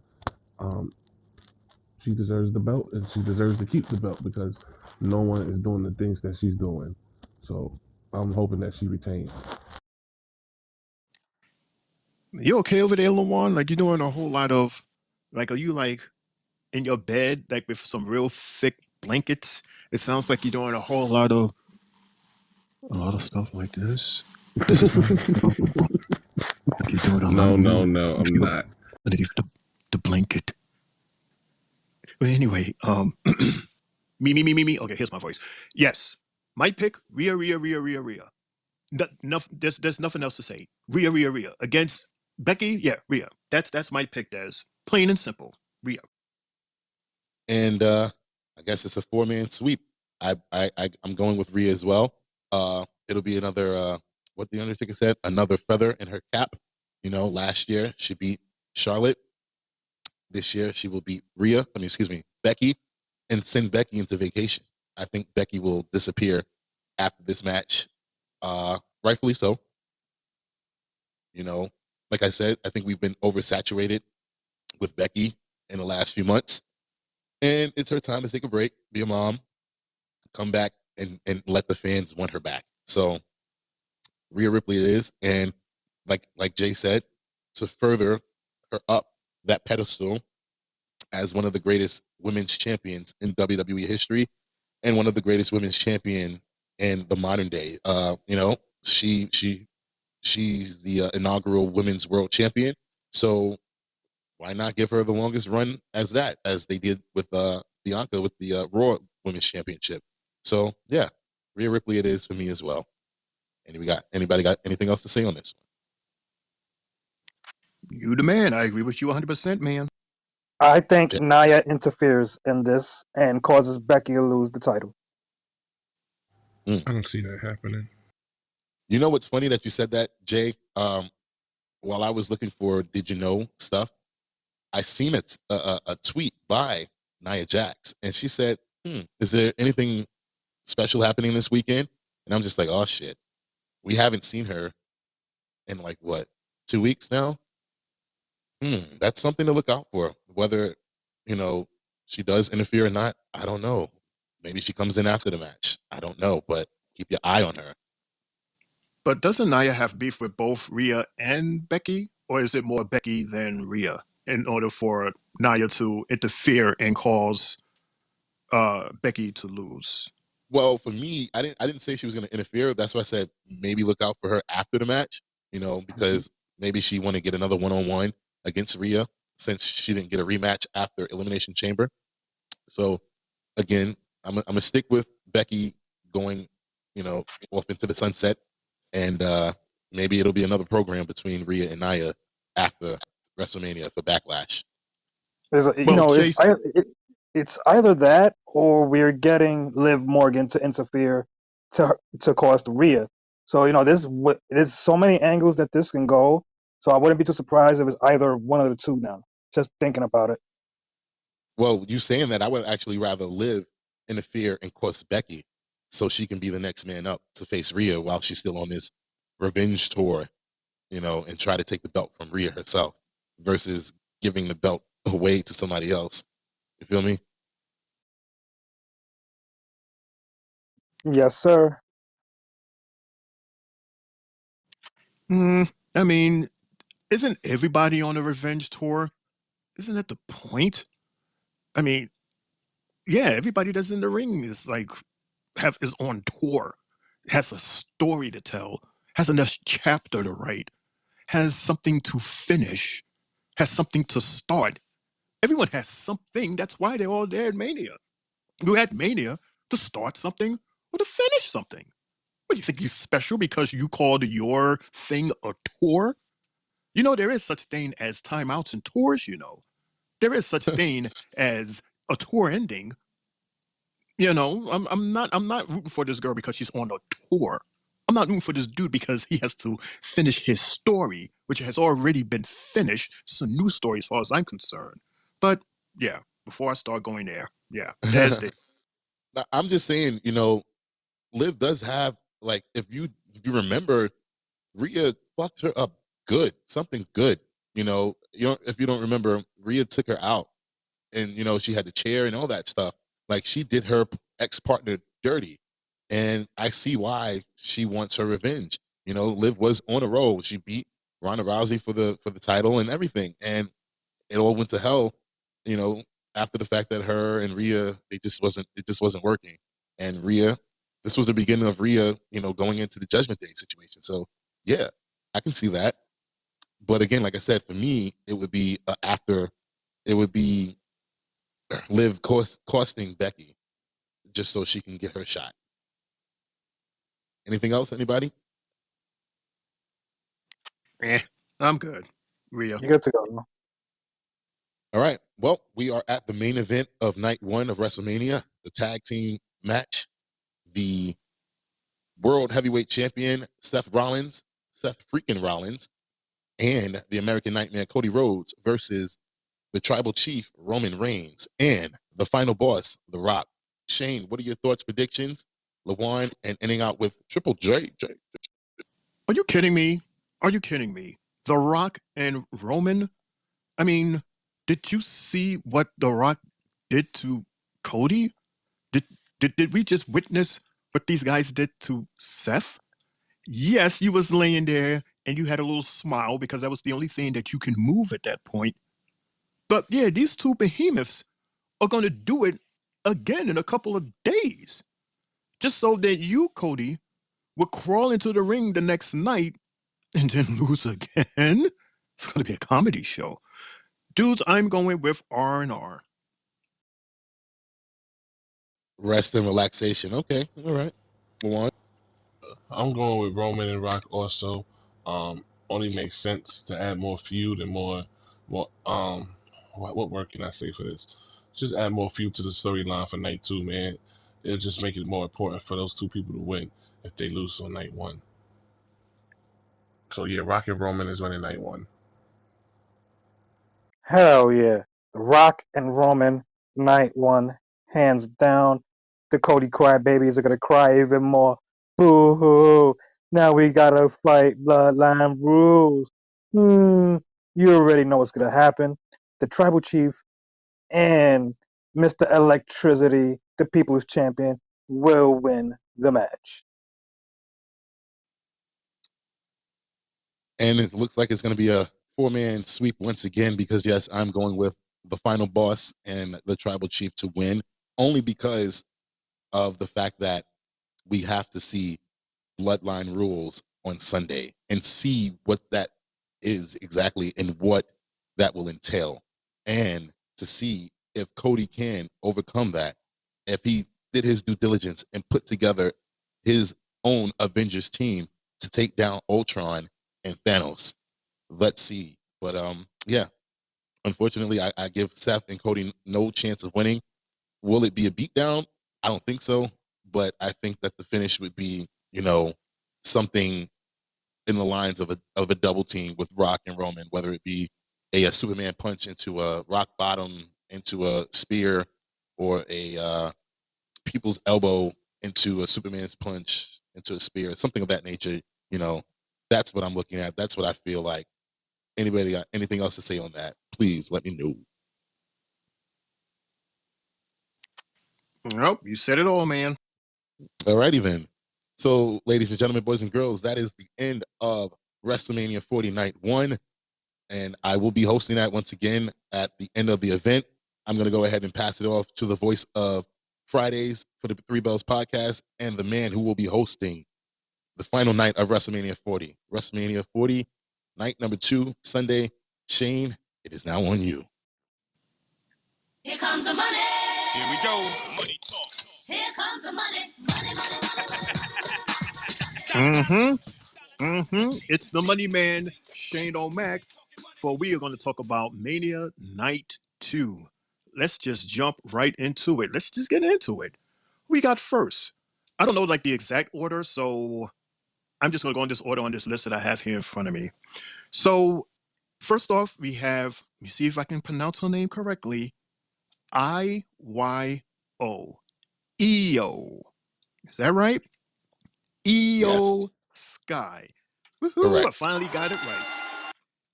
Our women's champion, WWE Women's Champion, EO Sky, versus Bailey. This is for the title. Des, going to start with you. Jay to follow, and Lawan to follow after that. Who we got to win this match? I mean, come on now. Come on now. Bebe will finally get her revenge on EO and Damage Control by taking that WWE Women's Championship from them. And I believe that um, I'm gonna still get my moment that I've been calling for, even though the women have changed. But I expect Damage Control to somehow, some way, find their way into this match. But then coming down to the ring is Naomi, Bianca, and Jade to, fend off the Kabuki Warriors and Dakota Kai. And somehow, some way, Bailey will get her WrestleMania moment that is well deserved, because out of all the 4 horsewomen, she's been held down the most, and she deserves it. And the fans want it. So I am going with Bebe. As much as I want Bailey to win so much, and I really want to pick her, I really feel like Io Sky is going to retain the belt. I don't know why.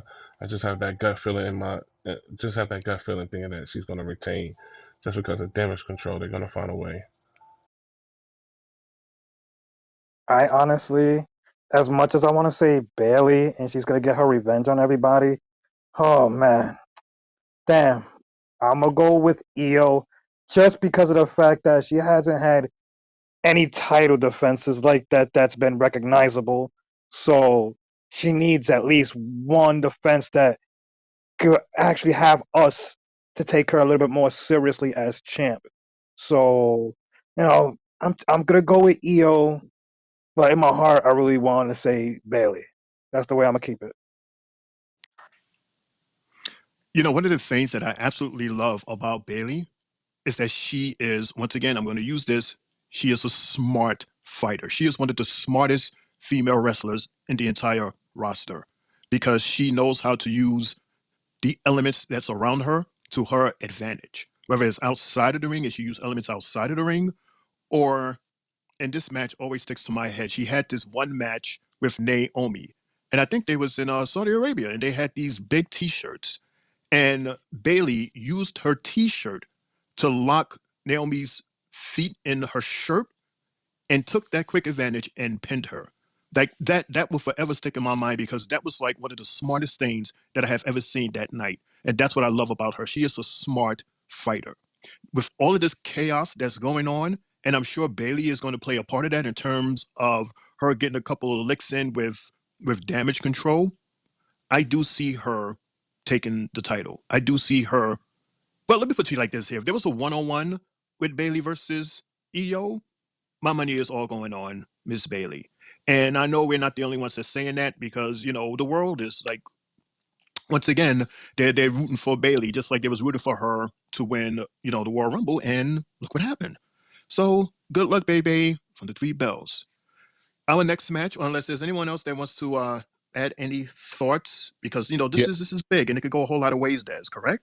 yeah, but again, Jay said that it's going to be because of damage control why Io wins. But I'm like I said, uh, damage control has other issues now. I don't see them interfering in the match without Bianca and everyone else coming down to the ring and literally, you know, brawling out with them into the audience and into the back and making it back to being a one-on-one match. There's no way. There's no way. Correct. Like I was saying, like they're not going to just leave them two alone. Like that whole, I think the match is going to end with all of them there. However, Bailey is going to take advantage of that. At least I would like for her. I would like for her to take advantage of all of that distraction, all of that business that's going on, in order to pin Io and get the title. I mean, do you have anything else to say about that, Jay and Lawan, or maybe you, Des, before we move forward? I take the mutes as a Yeah, I'm Des. good. We're good to go. Okay, I take the laughter as good to go. All right. Good luck, Bailey. Good luck, Io. We have another title match. We have Seth freaking Rollins, is our current champion, versus Mr. King of Shade, Drew McIntyre. We'll go with Lawan first, and then Jay, and then Dez. What's your predictions for this match? This is kind of hard because this could go so many ways. CM Punk is going to be there, so I have a feeling that he's going to find a way for maybe both of them to probably lose. Maybe with a cash in from Damian Priest, cash in on one of those guys. So if I have to pick, I want to pick Seth Rollins, but I want to pick Damian Priest. But Seth Rollins, that's my pick.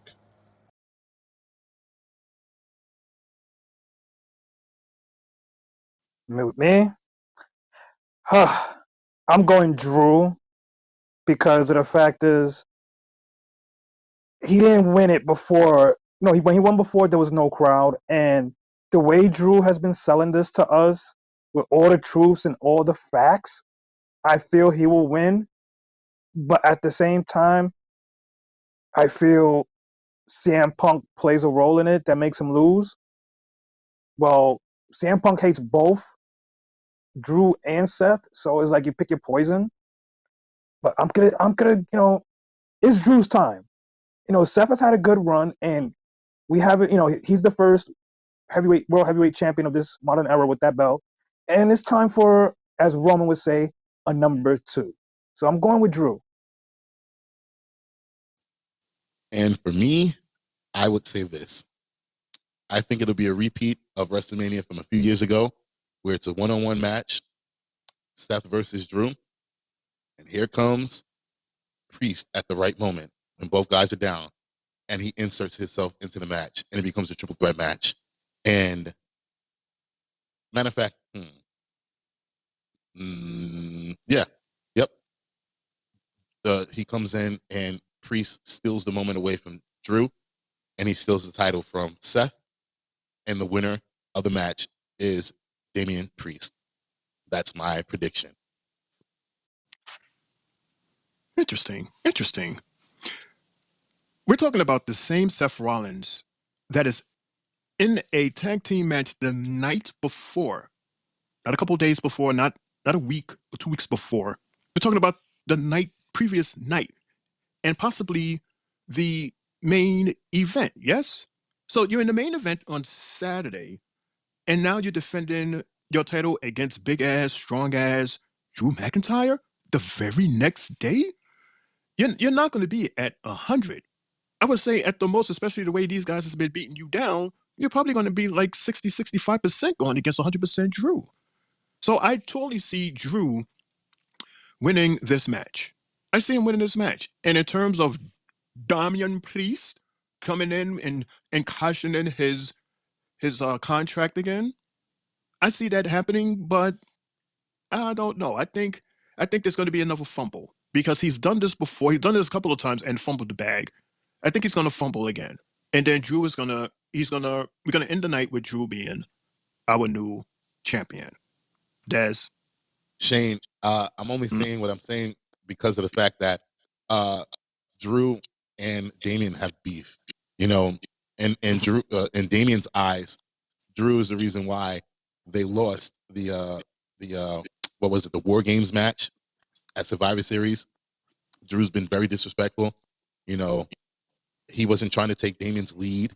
You know, they have beef. And not to mention, you know, Drew blamed Damian for why he lost his match against Seth. So I think that's why he inserts himself into the match when the time is right, when both competitors are down, and pulls the Seth on Seth. You feel me? You think that Seth will wear out Drew bad enough that it'll be an advantage for Damian? Yeah, I do. The same way Roman did with Brock, or Brock did with Roman. And Seth came in, he cashed in, you know. I believe one of them hit a finish on the other, and Seth took advantage and won. I think Seth pinned Roman, if I'm not mistaken. So he might not even pin Drew, which I think would be the most logical way for them to have a beef even more. It would be, you know, Drew might hit Roman with a desperation way more, but he can't get the pin on him. But then here comes Damian, cashes in and takes it over from there. So, you know, he gets rid of Drew. He hits Seth with that choke slam or the razor's edge for the 1-2-3. And now Drew's outside the ring watching Damian celebrate as the new world heavyweight champion. And now that leads to their first match, which is WrestleMania Backlash outside of the country. So is this the thought across the table that at the end of all of this, Damian Priest is going to be our new champion? I knew how you pronounce it, the world heavyweight champion. Is that the name of it? And Damian Priest at the end is going to be our champion. Des, Jay, and Lawan. That's for me. Yes, I say that Damian will be the champion at the end of that night. Do you agree with that, Jay? Do you agree with that, Lawan? I'm still thinking, if Priest don't cash it on that match, like I've been predicting, I feel Priest is going after the big Kahuna, and I'm gonna keep it at that because I think Priest wants the undisputed. I ain't gonna lie to you. So you think Raw is going to have both the big titles, both the world heavyweight and the undisputed under the Raw label, Jay? No, I think Priest stays on SmackDown after if he does that. I think he won't even leave because the way we're kind of seeing this small little breakup of Judgment Day, and at that, he was already undisputed tag champions, so he's already been featured on SmackDown quite some bit, even though he doesn't have to really wrestle. We're seeing his appearance be there, and then that day that he was talking about, sometimes we got to do things individually, and when Rhea asked him, "What are you talking about?" That's what made me think, like, he might be coming after the big fish. Well, that big fish is on the Fox. Fox ain't gonna want to let go of that fish. So yeah, Damian wants that fish. He's gonna have to come to SmackDown Fox, right, Lawan? Because there's no way that big ass fish is going to USA Raw. No, say you, Lawan. Make fish, make fish. Mm-hmm. Make fish. What do I pick? Uh, I'm picking Cody. Picking Cody. No, we're still no. Cody? What I was Cody? asking. Oh, sorry, my No, bad. what I was asking was based on what. Oh, let me get my thoughts together. Based on what. Oh my Me, God, I'm in Des. a blank right now. What Des was saying. I was predicting that he would come in and steal the title from Drew and steal the title from Seth, but steal the Well, win from Drew. I got two ways of something like that kind of happening. Maybe, maybe after the Pick Seth one. Rollins match. Pick one. Urgh. Pick one. Picking it. I'm doing it before after. I'm doing it before WrestleMania is over. When everybody's in the ring, God forbid. I have a vision in my head, but I'm still picking Seth. And here we go. This The is real that. DIY. What happened, Lawan? We the real DIY. You just why. I wow. The Lawan Shea brought to you by Des Taker. He peeped in here for 1 second and then. I love it. I love it. Mm-hmm. Oh shit. Did you know? Yeah. Yeah. I see Lawan doing the nay as you was playing that. I got mad hype, man. Like I was eating a fruit roll up. Got mad hype. Oh man, y'all crazy. That's crazy. But you know what else is crazy? This next match that turned into a triple threat. This is a triple threat match for one title, the United States Champion title, currently held by Logan Paul, and we're going against Kevin Owens and Randy Orton. Jay, we're going to start with you, LaWanda follow, and then Dez, as in your possible pick for this triple threat. Honestly, I'm gonna go with Logan Paul retaining so purposely only because they announced SummerSlam was gonna be in Cleveland. If they ain't tell us that location, then I would have probably picked KO to win the match. But once that was announced, that was like a clear giveaway to me that Logan's retaining. So I'm gonna stick with that. Logan wins and retains. I agree with Triple J. I'm going with Logan also, just because of the Cleveland situation, and also um the thing because it's happening in SummerSlam, and he's supposed to be supposedly going against LA Knight. That's what everybody's been saying, or everybody's been saying, talking about. So Logan Paul. And unfortunately for me, I will be agreeing with the fellas. I have Logan Paul winning this match.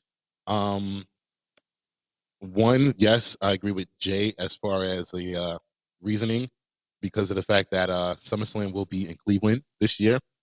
So obviously they're going to try to feature him. Two, because my prediction and what was put out there months and months ago didn't manifest, which was Logan Paul versus Bad Bunny. So I have no choice but to go with Logan Paul to retain. And it's only because of the fact that I think Randy and KO will get into it, costing them the match. And like we said, I believe it was last Friday on SmackDown, the interference with the match from the prime guys and possibly Pretty Deadly. So yeah, and but I still think that my prediction of Bad Bunny versus Logan Paul will happen now on SummerSlam. Shane? Yeah, I was kind of hoping for Bad Bunny to show up on Mania also, but hey, SummerSlam would be good too. Yeah, the bigger picture of it all, it would be fitting for Logan, especially with Jay. What you said when they did the exclusive, it wasn't just like we heard it and then we also heard it from Logan. It was exclusively from Logan about the SummerSlam. So yeah, for WWE to give him that important announcement like that, as opposed to like who would have done it? Triple H, but he did it. And his drink is going to be right there, smack in the middle of the ring, during this whole weekend. So yeah, Logan Paul, he's going to some way, somehow retain his title. Say what you want, whether you love him or hate him. One thing he does, he entertains, he delivers, and he helps them make money as well as them making money for him. Any other thoughts before we move on? Jay, Luan, Dez? No. I'd want to say that Nope. I honestly feel no. Look, I honestly feel that could be the match of the night for night two of Mania with those three guys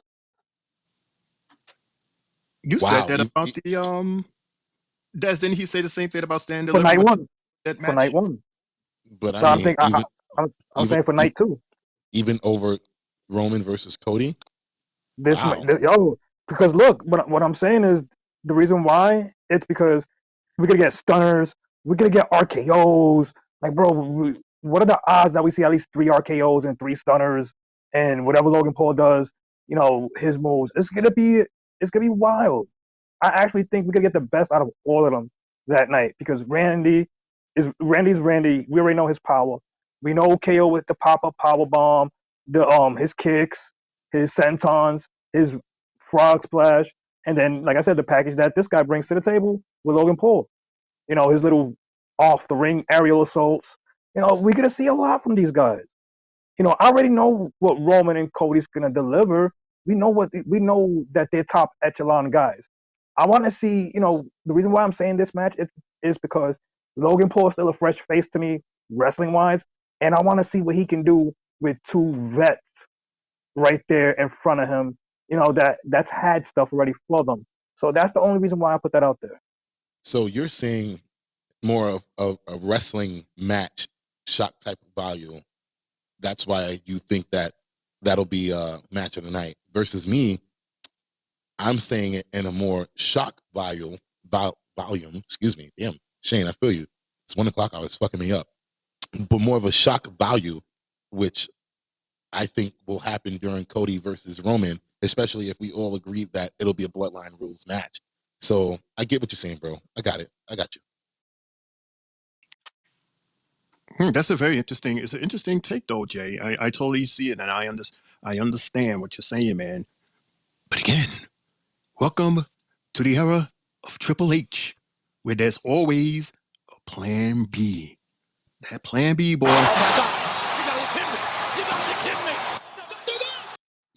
have a feeling we're going to be saying that quite a bit this weekend.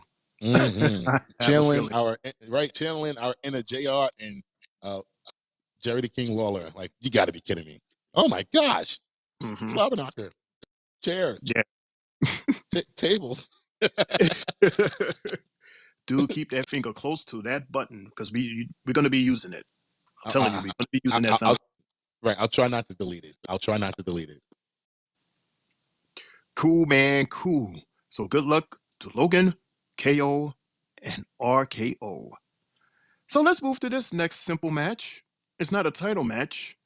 It's all about revenge. Big revenge. A real revenge tour, if you look at it that way. It's Mr. LA Knight versus AJ Styles. Well, I like to call LA versus AJ. Des, let's start with you, followed by Lawan, and then with Jay. Let's talk about LA versus AJ. This one right here. It's a match I've been calling for months. And how can I say this? I think that this is a match where we see LA Knight go over, only because of the fact that, Triple H is trying to build him the old-fashioned way. Yes, he's been a fan favorite for months and months and months and months, but we haven't had many memorable moments for him. Yes, he went against Roman Reigns over the summertime, but but I think this is his time to be elevated to the main event status. I said this, I believe it was on SmackDown, where I was like, look, he's going against a former WWE champion in AJ Styles. They're both on the house that AJ Styles built, SmackDown. And I believe that, we will see the coronation of LA Knight moving up to the main event status, because right now he's at the top of the mid card area. He just happened to face the champion when there was no other competitors at the time besides AJ, but AJ got taken out. So that's AJ's current gripe with him. So I think that LA Knight goes over and wins this match on Sunday. Shane, you got some messages piling up. Okay. Yeah, I'll let you guys answer. It's mostly from one guy. So once you guys finish answering, I'll play his message because I'm sure it's about what we're talking about now. Go ahead, Luan. I'm definitely picking LA Knight instead of AJ Styles, for the simple fact that he's a fan favorite. He's very popular right now. His merchandise, but mostly because he's a fan favorite. So LA Knight, I'm just going to keep it short because they're not fighting for no belt or nothing. So LA Knight.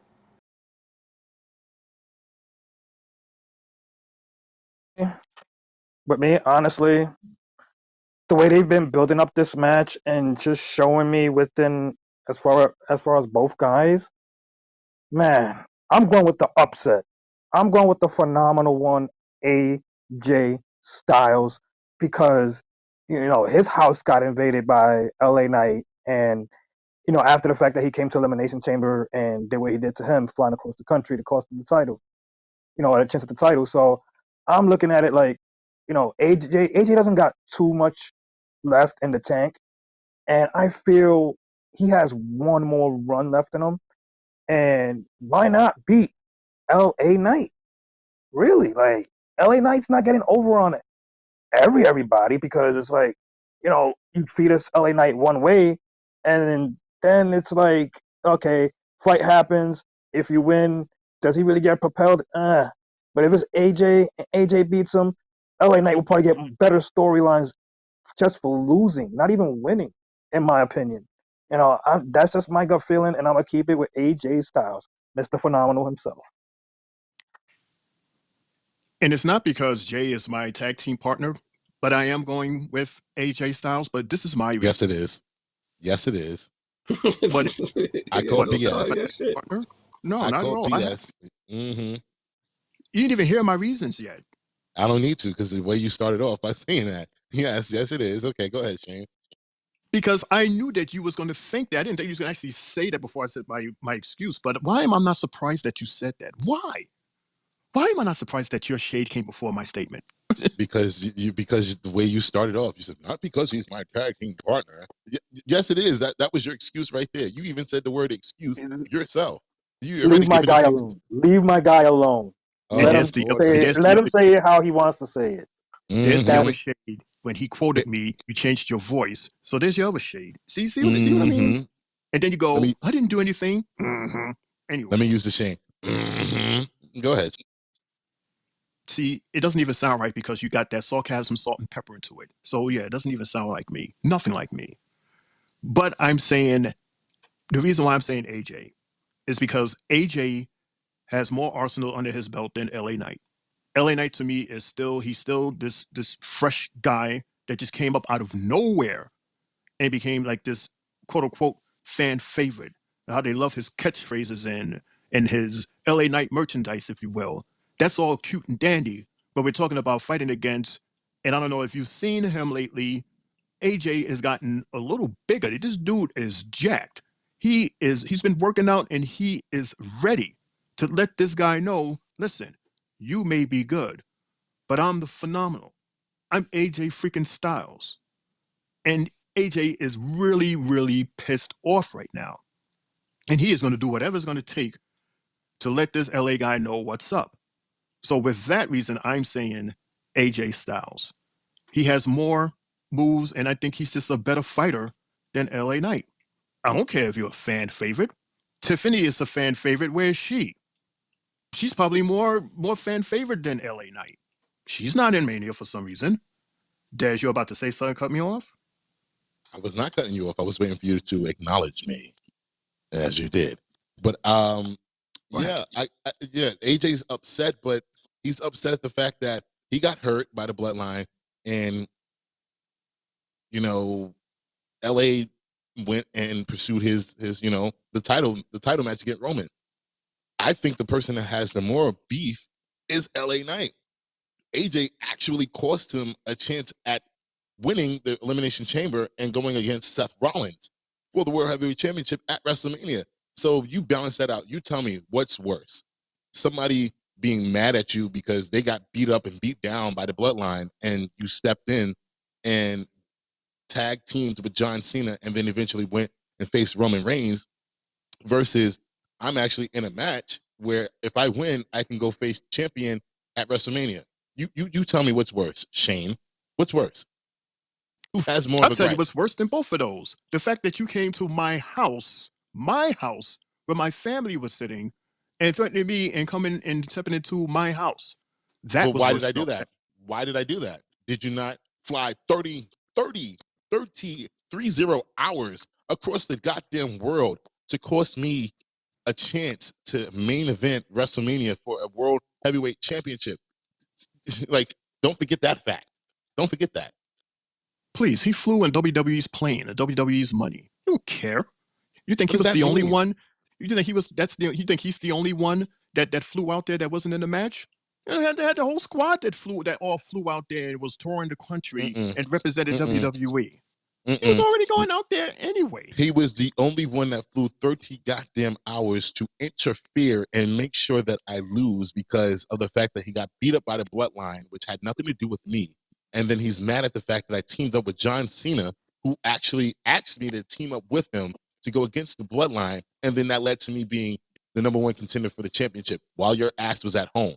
How are you mad at me about that? Make that make sense, Shane. Make that make sense. He wasn't going. Where did you see anything about AJ Styles doing any type of promotion for Elimination Chamber like everybody else? At the end of the day, the Mm-hmm. match with AJ Styles versus LA Knight, Mm-hmm. AJ's no. Yeah, exactly. Yeah. Mm-hmm. Because goddamn it, you came to my house unannounced. I And don't the care cops, if you and it, flew halfway across the country. bro, I don't care if we was in a tag match and you betrayed me and you caused me Shane, to lose a match or lose a chance. God damn Shane, it, you stepped on my freshly cut lawn. and beeping the I horn. had to do a Shane, Clint Eastwood on you and say, get off my lawn. You know what I but mean? Shane, was it not funny when the cops tried to arrest AJ? He was like, "Wait, hold up, this is my house." That shit was fucking funny, son. Oh my gosh. Oh man. He Don't you said, "Hold Only up, remember? AJ. what are you doing? Uh, This is my crib, bro. Get off of me." I loved it. I love how they gave them different scenarios, how they played, how they had their beefs in different areas, different scenarios instead of just in the ring or outside the ring. You know what I mean? Or behind the stage. I It was a think reminder of like that Triple H incident. Was it Triple H and Randy Orton? I yes, think. it was. Yes, it was. Mm-hmm. Triple H, Randy Orton, and Bray Wyatt. Same thing. Like I think Mm-hmm. I think this is an underrated story that's going on during WrestleMania. Honestly, Well, maybe AJ will give him that win, being that out of all the wrestlers, out of everybody, AJ had the pleasure of going against The Undertaker in Mm. his last appearance. Which was an awesome. It wasn't like an in ring, but it was in like an awesome appearance. Don't you think, Des? It could have been so many other superstars, but it was AJ. Yeah, AJ I could have mean, retired after that. Like that's a bucket list right there. You could have retired and just chilled after that because what is going to be higher than that? I agree with you. And funny enough, that was one of the only, if not, I believe that's like one of the only times someone who retired actually won. Like he won his last match. So I give props to AJ. I don't have anything against AJ at all. I just feel that him being who he is and what he is in WWE, that's why I gave him the shout out when I was talking about the match. And I said the house that AJ built, which is SmackDown, that was his shtick for a while when he first came into WWE. So Mm-hmm. I have no gripes against AJ whatsoever. I just think that he's going to do the right thing for business and, learn from The Undertaker, do the right thing for the business and put this dude over because it's the right thing to do. And like I said, again, Triple H, he's not going to just push you forward. He's going to make sure that you dial it back and make sure that you earn this the right way and start all over. And I think that's what's happening with LA Knight. They see the potential in him, but they don't want him to fizzle out fast. So Like you knock him back, and then eventually he gets over. Go ahead, Jay. my whole thing with it is, when you look at it, both of them, with a guy like AJ, we know his window's closing, but he needs this. To me, he needs this win in every way. I understand Knight is who he is and all, but I just feel in some way, some scenario, he pulls it out, and this goes out to be, as we were talking about earlier about some other fight, and what was mentioned was that it could possibly be like a 3-time, a trio fight where they're gonna be fighting 3 times, best out of 3. Because I don't think this feud ends past Mania. I mean, But after it continues after Mania but with these what two. what does AJ actually gain from beating LA Knight Honestly, this look, weekend? has AJ won a WrestleMania since he lost to Taker? That's I when don't you gotta know. look at. Has he been featured on WrestleMania since then? I don't really know. I I didn't would, I look would, back on it. I would think he's taken L's every time since Taker. He might need one, but he might need at least one Mr. more Historian, win.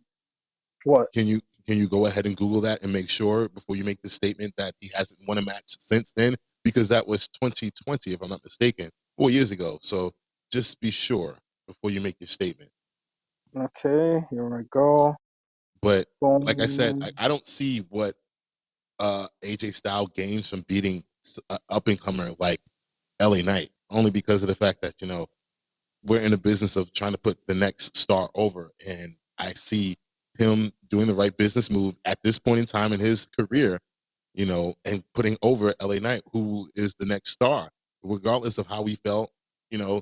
I know Shane feels, how he feels about LA Knight the same way I feel about Becky. It's like that shit's fizzling out, and it's like, But again, I just think that with LA Knight, they're just trying to make sure that he's built the right way. He's very well known in TNA and the Indies and stuff like that with the dummy or yeah. So I just think that they just want to make sure that he's built the right way moving forward. Shane. And I get all of that, and Des, I agree with you. I agree with everything that you're saying, and what you're saying makes sense. But I'm looking at it as pound for pound, mano y mano, LA Knight versus AJ Styles. Never mind everything, all the fluff and huff and puff outside and positions or whatever like that. I'm talking about in the ring, combat versus combat. LA Knight versus AJ Styles. My money is going to be on AJ Styles. Looking at it that way, looking at it from what you're saying, moving forward, they would say yes, LA Knight makes sense with the bigger picture. Combat to combat, AJ. Isn't that what WrestleMania is all about? Moving forward from there, the ending of Yeah. stories and moving forward. Yeah, I guess we're going to see what the next level LA Knight. Yeah, We because shall see. at the end of the day, he still wants his rematch against Roman. He never got it. He never got it. You know, between the whole situation with he had to deal with the fatal four way with Randy and AJ being a part of the match. He still owed a rematch for the WWE Undisputed Universal Championship. He never got his rematch. Well, who knows who's going to have those titles? We won't know till what's The that? end of your show. End of Yeah, the the end of show. your Yeah. show, bro. Yeah, this is going to be a conversation that we're going to have. LaJuan, you got anything to input on this one, bro? You've been quiet. Are you asleep? I think he's asleep. Shane, press the sleep button. Press the sleep button. Yeah, it's this dude he is totally sweet dreams, Lamont. Right, I think that the museum life has got caught up to him. Des, You're I looked it up, and AJ No, I'm Styles still has here. I'm had still here. AJ has had 7 WrestleManias. His last win being at WrestleMania 37, where he was in a tag team with Almas against the New Day for the tag titles, in which they won. was that That's a long time. and his match with the Undertaker was what, WrestleMania what? 36 the year before. So That was the cinematic match. so that means AJ is on the positive side after his match with the Undertaker. Because he lost to Edge, if I'm not mistaken, in WrestleMania 38 night 2, Like because like Edge did the heel turn. regardless of what you just said, he is on the positive side of his match against the Undertaker, correct? That's the whole reason why I asked you to check that. Well, receiving Yes. receiving a L last time makes it 3 years.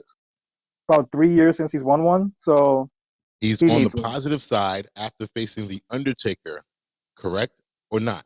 He won the Right? next year. Yes. Thank you. Not Exactly. as a singles guy though. We His, didn't say anything about singles matches. Don't add anything else to it, Jay. We're not moving the goalpost. That was it. Go ahead, Shane. I see what Des was trying to say. Des was trying to say, what is it that AJ is aiming for since he's already had his moments back to back with that with the Mania with him and Taker, and then Jay, you mentioned with him and Edge. So he had his moments. So now let AJ have, excuse me, let LA Knight have his moment. But then again, if I was that person, I can also say, well, yeah, let's just give it to AJ since these are his last few, his last few years anyway. In LA, he's fresh, he's young, he's still got a lot of years ahead of him. He still have more manias ahead of him than AJ. So what's a loss to him? LA Knight. Isn't that an argument worth having, Des? It can go either way, yes. I mean, again, but what would AJ gain from beating LA Knight? We want to close the chapter on AJ as far as being a wrestler, but he signed a new deal with the company recently. So it's not like it's over for him. His job right now is to put the new talent over. And then after that, he can do whatever he wants to do. He can still go after the main event title. He can still go after the US title. He can still do he hasn't won, the US title yet. That's not a demotion for him. Like John Cena said, Roman took it as a demotion, but it's not a demotion. It's still a championship that he has never won. That's all I'm saying. Okay, well, AJ, just let the guy win. Even though me personally, I know you can hand him his ass whenever you're ready, but let him win for the bigger picture. AJ, LA Knight, good luck to you guys on your revenge tour match. Good luck. Let's move right along to I don't know why this list that I have, courtesy of Wrestle Ops, they have it titled "The Pride versus Final Testament." God, I hate that name. And this is the only time that I've seen this name, even in the WWE website and the WWE poster, that they do not use that Pride word. They say Shane. Bobby Lashley and Street Profits. Right, Shane. I watched the post from Nick Aldis this week where he announced this match, and he said it. It was uh, Bobby Lashley and the Street Profits versus the Final Testament. So I don't know where this pride thing is coming from. That might be just a fan thing, but I'd rather it be Bobby and Friends, as you coined it. You coined it. I'm gonna go with what you said. You coined it, and that's what it is to us, Bobby and Friends. Thank you, Shane. Thank you so much. Since we have your attention, Des, and then Jay to follow, and then Lawan to follow after that, give us your thoughts and who you think is going to win. Is it going to be Pride or Prejudice?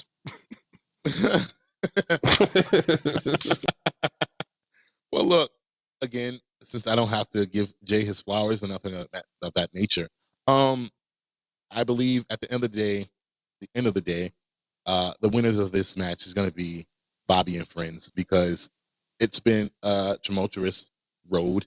It's been very aggravating, excuse me. And I just believe in them. I don't see Karrion Kross and AOP winning. That'll just piss us all off even more. And I know that Triple H and his team knows that we don't want that. And we want this to move on at this point. It's been just, it's been bullshit, straight up. It's been bullshit. I'm going to admit that much, Jay. I'm going to admit that much. It's been bullshit. And even though I called for the different types of versions of this match happening throughout the weeks and months or whatever, but yeah, I pick Bobby and Friends to win this match in this story, and let's move on. Please, let's move on. Please. I'm gonna put it like this: the way the feud has been going, and the way they've been dragging this shit, I'm gonna say the way it ends is by the same way it started. Nothing happening. Shit happening. They're gonna fight in the back, and they're gonna be back there, and then the ref ain't gonna be able to stop it when they come into the ring. They all beat each other up, and they're gonna say this match is not happening, and the crowd's gonna boo. That's what's gonna happen, in my opinion. I don't see this match happening at all. I'm going to keep it fast because this match is not interesting at all. There's no hype. There's no build up. I'm picking Bobby and Friends. I'm going to go against the grain here, and I'm going to say Final Testament. And I say Final Testament because that goddamn Scarlet is going to do something. She has no fear whatsoever stepping into that ring and slapping Bobby or pushing Montez or kicking Angelo in the butt. She has no problem hitting these guys. Now, B-Fab, I don't know what her story is. I still don't know what it is that she's willing to do for Bobby and friends. But we see what Scarlett is capable of doing. Probably capable of doing even more for them to win for Mania. So for that, and because of her, I'm going to say Final Testament is going to win that one. And it's not too much for us to really dissect and really go into detail, but to me, that's what I see.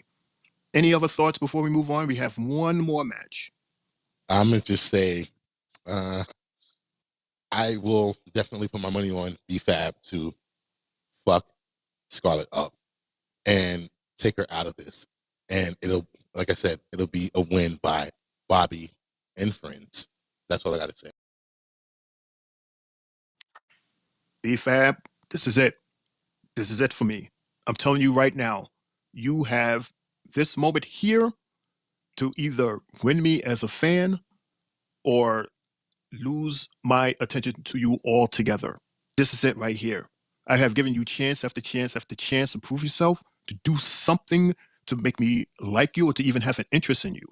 But this is it here. So good luck to everybody. And we're at our final match. This is the big one, the big kahunas. We got Roman versus Cody.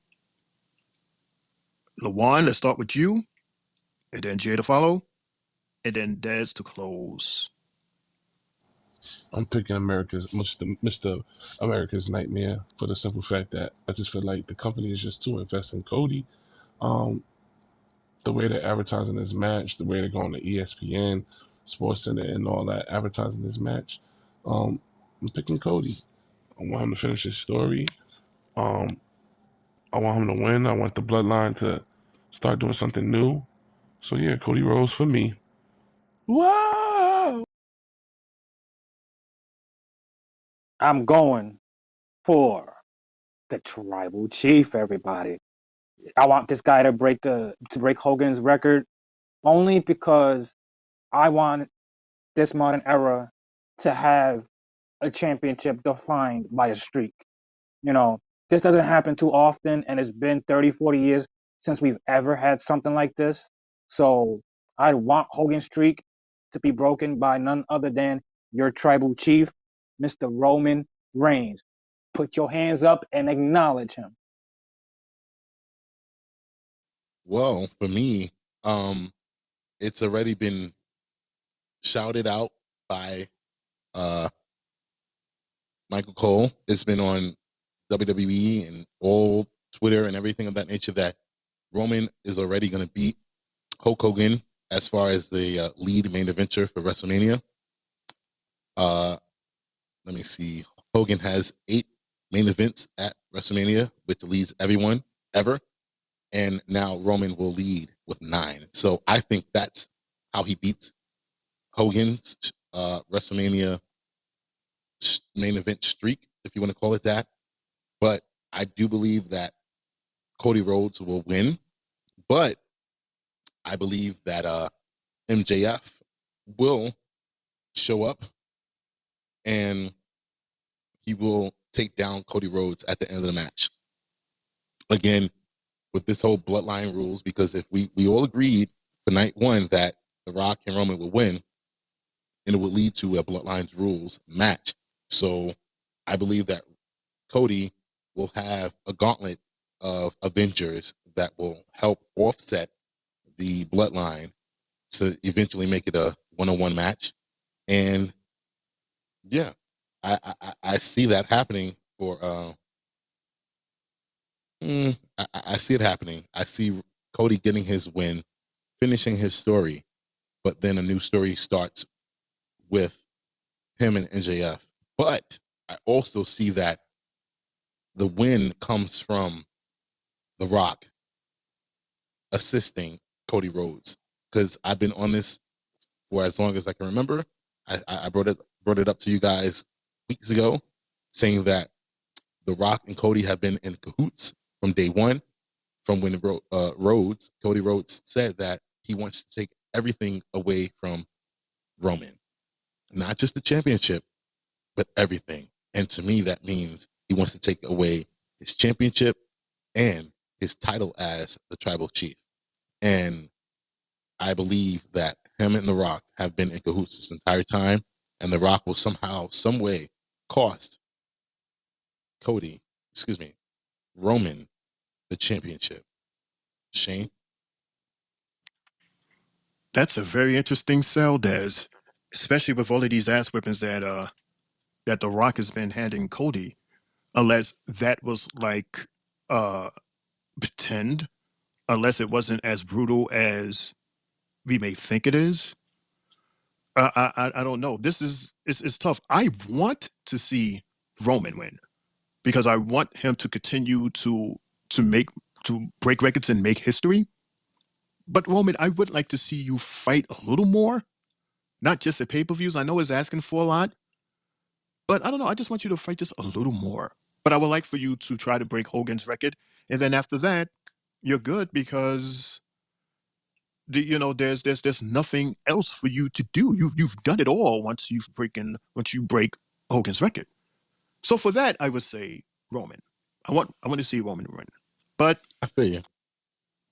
yeah, but who knows what's going to happen? Who knows? All I know for one thing for sure is we are going to have an amazing, amazing weekend with Stand and Deliver, Mania Night 1 and Night 2. And also, don't forget, everybody, we have the Hall of Fame Friday night, and we got the Slammy Awards on Sunday. We have a jam-packed weekend, Des. J. Love. Fellas, I got a quick question before things close out here. Wanted to Hit it. ask what time are we going on Friday? Are we going on after the Hall of Fame or during the Hall of Fame so we can let our viewers know ahead of time? No, we already let our viewers know it's 10:15. That's what's been on the posters. And we'll just watch the Hall of Fame at the same time because the Hall of Fame will end like around 12, 12:30, 1 o'clock, and then you want to start a show, and then we'll end like 3:30. What does the executive what does our executive producer say?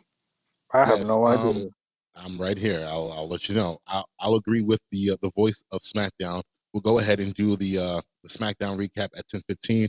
We'll go ahead and watch the Hall of Fame while we are talking SmackDown because I'm pretty sure we don't have too much to talk about. And I think that we'll end it off with the top guy for the Hall of Fame, which is Paul Heyman. It'll probably go around the same time that we get to the end of SmackDown recap. So yes, 10:15 is fine, no problems there. Back to you, Shane. That would be me personally. That is the moment that I'm waiting for. So we'll have our show, and then once our good guy, our advocates, I mean, how you call it, our spokesman, Paul Heyman, once his speech The wise starts, man. the wise man, thank you, our Mhm. wise man. I We'll got you, bro. all listen to that together, but we'll talk about everything else before or around his speech. And then if his speech is in the middle, we'll talk about his speech in the middle, and then we'll continue afterwards. Fair enough. There you go. We'll have Paul Heyman as part of our show on Friday. There you go, Jay. Woohoo! Mhm. Woohoo! Special guest Paul Heyman. Yeah. Because I am very, very intrigued as to what he's going to say and who he's going to thank. Very interesting. So that is it, everyone. For me, I am done with Mania 2. Des, you can take it away, man. Yes, with that being said, ladies and gentlemen, boys and girls, thank you so much for joining us on the Three Bells Pop Out, our uncut, unedited, unrehearsed, unscheduled show tonight. I would like to thank all of our listeners tonight. Pops, Mama Love, Drew, Mr. Sparkle Booty, LaJuan, everybody that contributed tonight, thank you so much. And on behalf of Shane, Triple J, it's your boy Mundo. it's WrestleMania week. We will be back here at 10:15 on Friday for Friday Night SmackDown recap. And don't forget, we'll be here again at 4 o'clock on Saturday for the recap for Stand and Deliver. And we'll be back here for 11:30 for night 1 of WrestleMania, hosted by yours truly. And Sunday at 11:30 p.m. for the recap of WrestleMania Night 2. Thank y'all so much for joining us. We love everybody that joined in, everybody that listened in. Thank you so much. It's your boy Mundo, a.k.a. Mr. AK himself. For Shane O'Mac, for Triple J, we are out of here. Shane O'Mac saying good fight, good night. Happy blessings. Happy good night. Everybody enjoy the next couple of days. See you on SmackDown. Blessings to everybody.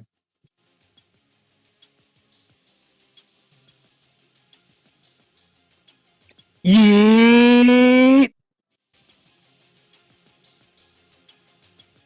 And for me and my tag team partner, Lawan, as always, no yeet.